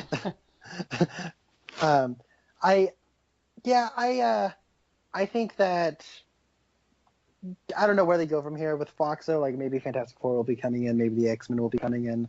Who knows? It'll be exciting to see where they go from here. I'll continue to watch them. I watch most movies that come to theaters anyways. So that's right. Yeah, I don't know. It's right now I enjoyed this movie. I thought it was good. It was extremely ambitious and it accomplished a lot of those ambitions. It has a fractured episodic nature to it, but I think it was mostly successful. So I think like on a scale of like 1 to 10, I give it like a 7, 7.5. It's weird for me to say that because like that's what I gave like Thor, but I think this is a better movie than Thor because it's just so ambitious and I respect it maybe more, but I don't know. If you compared this to the other, what we'll say the other 3 Avengers movies, how does this compare to, say, Avengers, Age of Ultron, and Civil War? I think this is a better movie than the first Avengers movie. And this is where things get weird. My favorite Marvel movie is Civil War. I like and it. My second favorite Marvel movie is Age of Ultron. So, and no one else agrees with me on that one. That's fine, but I would say that's pretty. I don't know about favorite Marvel movie because it's weird. I'm an X-Men fan for life, and like. Oh yeah, well I'm talking about Marvel cinematic. Oh okay, cinematic. Yeah, movies. I would say that's probably about where I fall because I think Age of Ultron is. I remember a lot of people really crapping on that movie, and I think it was very well done, especially when you consider all of the hoops that Joss Whedon had to go through, not just in telling his story, but setting stuff up. Like, I won't get into it here. I think Age of Ultron's good. But yeah, I think that I like both of those better than this. But I think that this is, like I said at the beginning of the podcast, this does exactly what it set out to do. It's just that when you watch it, it's like, okay, it's a big, you're throwing all the toys in the sandbox and you're playing with them. Like, I think that there are better narratives that we've had before, but then this was something that a lot of people are going to enjoy. Yeah, when watching this movie, I was looking at it and I thought, I feel like I can see the breaking point of the universe. Like I can see the at capacity level where it's like, this doesn't exceed the at capacity level. This doesn't break the scale, but it's getting close. Yeah. And I thought, maybe we don't need to throw everybody into one movie. That was a thought that kind of crossed my mind. Like, we don't, whenever we do one of these big bonanzas, we don't need to throw every single one of them in here. And I think of the Russo's 3 Marvel movies, this is maybe, I think, their weakest, but that should probably just throw into perspective how successful Winter Soldier and Civil War are. Yeah.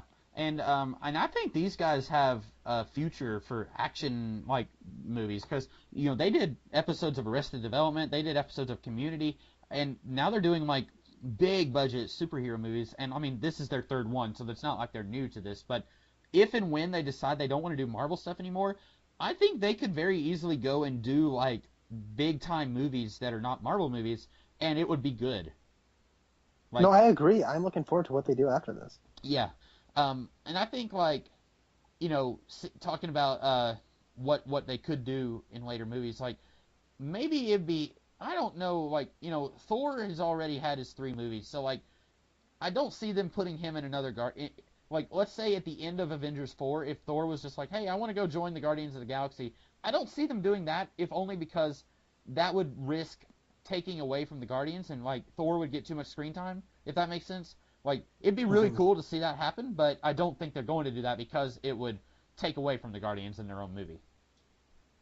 Yeah, that's true. And, I mean, I know that when it comes to like Chris Hemsworth, like name a single box office success he's been in called Thor or the Avengers. Mm-hmm. You can't because there hasn't been one. He was in the movie Black Hat, which everyone knows I love, but yeah, he hasn't really been in any movies that have really kind of been notable. But what's that? I was I was gonna say he was in the 2009 Star Trek movie Oh yeah. for 3 minutes. Yeah, but I know that with Thor 3, like Taika Waititi and him want to do a fourth Thor movie. And I know that Robert Downey Jr. has said if they do a fourth Iron Man movie, he wants Mel Gibson to direct. Mm-hmm. The only person who I don't really hear much from of doing a fourth one is like Chris Evans seems like, okay, I'm kind of ready to be done with being Captain America. Yeah. I think he wants to focus more on doing like directing movies and not really being in them.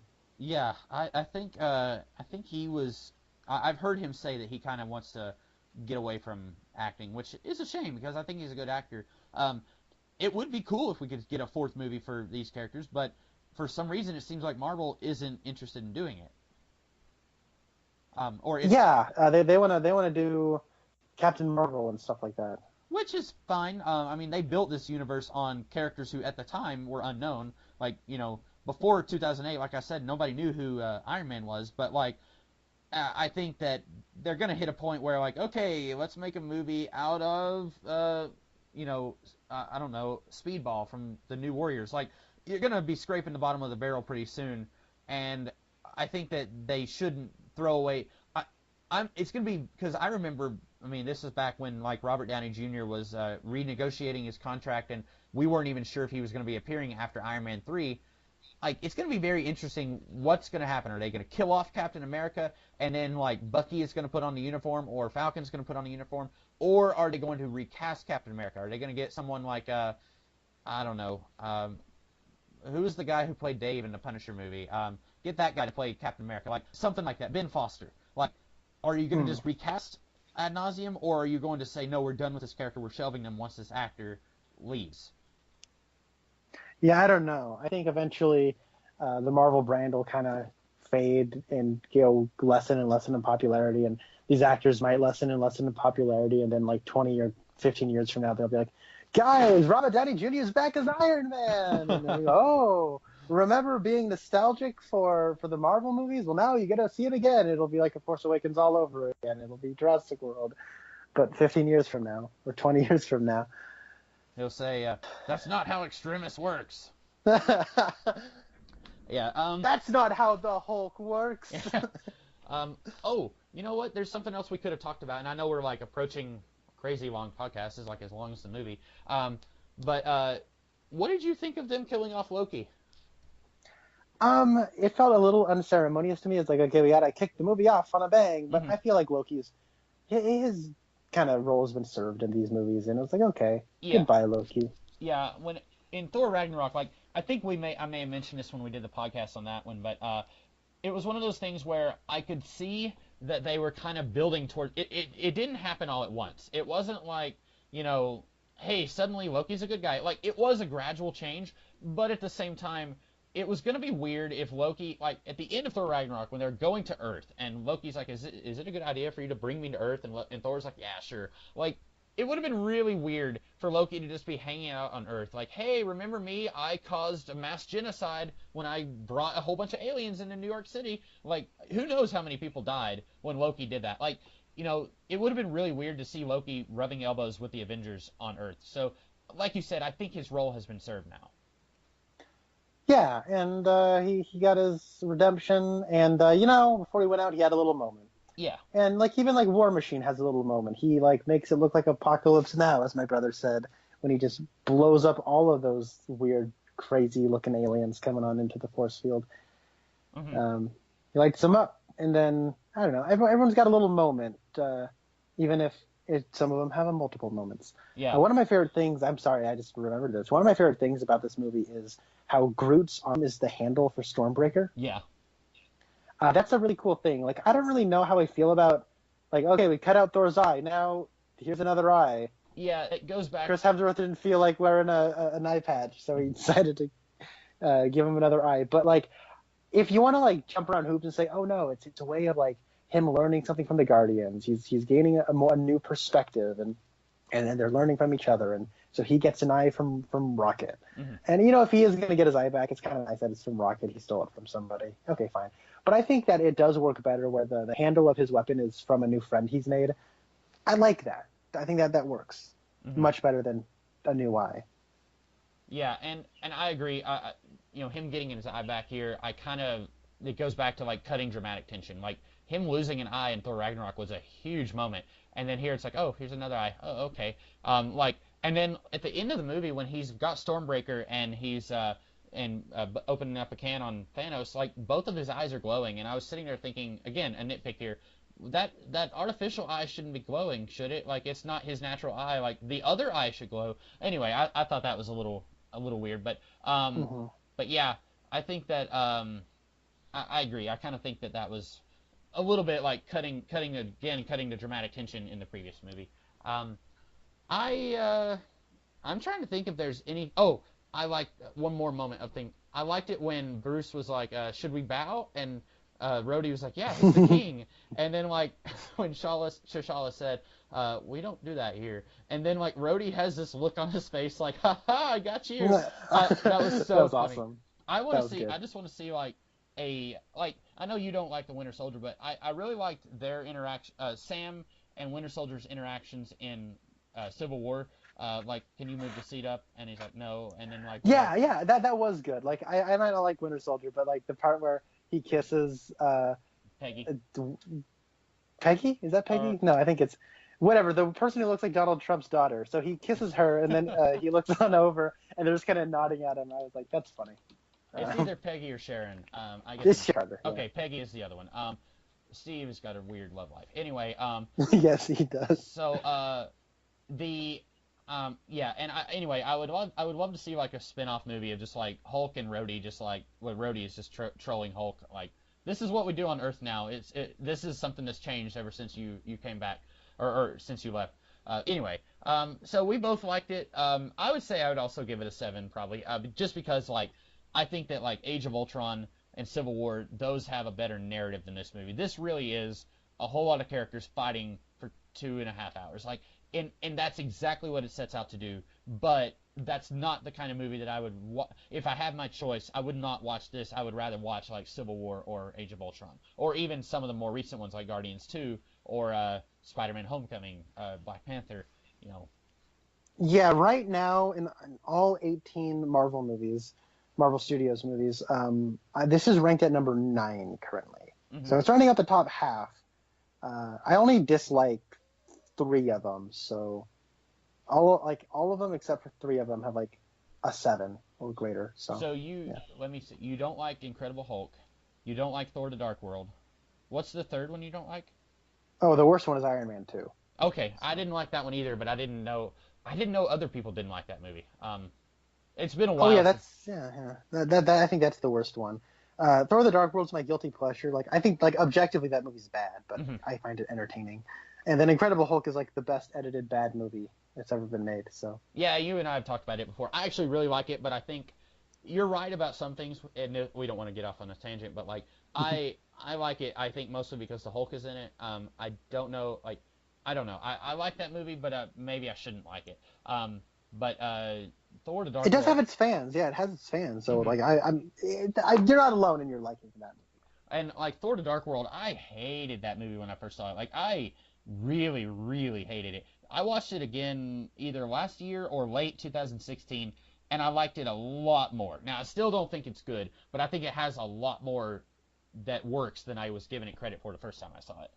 Mm-hmm. So this has been a really long podcast, but we hope that you guys enjoyed the movie, and hope you enjoy this podcast. And then what's next? Is it Ant-Man and the Wasp, or is it Solo, or what do we got going? Solo comes out in next month, so if you're watching Solo, I'll watch Solo too. I mean, I'm gonna be watching it. Right. So I've been on the fence. I'm still very Star Wars'd out. Like, and you and I kind of came at we both felt very differently about the Last Jedi. Since the Last Jedi, I've just been like on Star Wars in general. I will probably watch it in theaters just because I have an unbroken streak of watching Star Wars movies in theaters since Phantom Menace, so why break that streak, even though I'm not really that enthused about this movie? I saw the trailer, and I think there was one thing that made me laugh, and the rest of it I was just like, it looks like it'll be passable. So anyway, those are my glowing thoughts about Solo. So yeah, we'll talk about Solo, and then heck, I mean, we'll probably talk about Venom whenever it comes out. I think that's going to be like that's going to be a fascinating train wreck to watch, I think. I'm like, that movie looks so bad. Like Tom Hardy doesn't even look good in it. Like Okay, I disagree with you there. I think it looks like an ultra generic manhunt movie with a sci-fi bend to it. Mm-hmm. I'm like, the only reason this movie like might even look like it hold together at all is because I think Tom Hardy looks like he'll be fun and entertaining and deliver a good performance. Like everything else about the movie looks like a freaking disaster to me. I don't know. Yeah. Like, so in the trailer, and I've watched the trailer more than I've watched any trailer recently. I think mostly just because I'm just like, I have to watch that again. Like, what's going on in this trailer? Like, what is this? I don't know if you ever watched Parks and Recreation, but Mona Lisa Saperstein was a character in that, and she is the scientist in this who's like following him in the grocery store, and like, I was just like, they got her to play a scientist? Like, she's Jenny never Slate. played a scientist before. Like, what? And anyway, but yeah, I don't know. Like watching him, like some of his line delivery in a trailer was really weird. Like when he's talking to the woman and he's like, "You're working for the evil people," and she's like, "Actually, my firm is working for the evil people. You're not gonna misbehave, are you?" "Well, I'm gonna do my job." Like I don't know. Like his line deliveries were so weird in that trailer, and like I think I could get it whenever he's like when he says, "If you're gonna stay on me, you're only gonna hunt the bad people," and I'm like, okay, that makes sense because he's got a monster living in him. But like some of his other line deliveries, I thought that's really weird. The way like I like his weird like, hey, I'm Tom. Okay, Tom Hardy sounds in this movie like Rasco's funny voice whenever he puts on. Like I don't know if you've ever talked with Rasco and he goes like, hey, I'm this person, whatever. That's the way Tom Hardy sounds in this movie. so Now, why would we do a thing like that? Everyone's got their thing. Maybe it's a person, a heart attack, or something. Like he talks like that, and every time I hear him talk, I think of Rasco, and it's hilarious. Mm-hmm. Who, if you are a regular listener of this channel, you might remember from the War for the Planet of the Apes. Yep. Spoiler talk. Yeah, and the War of the Planet of the Apes, which is still one of my favorites that we've all done. No. I was telling my sister about that the other day, and I don't think she thought it was funny, but I was like, screw it, that is funny. I don't care what you say. So anyway, this has been a really long podcast, so we're probably going to end that one here, and then we will be back when we talk about Solo. We'll be talking about Ant-Man and the Wasp, and we will be talking about Venom later this year. And then, who knows, we may try and get back to doing the podcast boys again this year. I'm hoping we can I can try and find a way to balance my workload with me. I'm doing Geeky Gentleman on Ian's channel. I'm going to be working more hours a week starting next week or this week. So we'll see what we can do. But anyway, in the meantime, I'm the Comics Kid 2099. And I'm Conner Nielsen. And we will see you guys in about a month when we talk about Solo. Have a good Y'all prepare yourself for the rubber band man. You've never heard a sound like the rubber band man. You're bound to lose control when the rubber band starts to jam.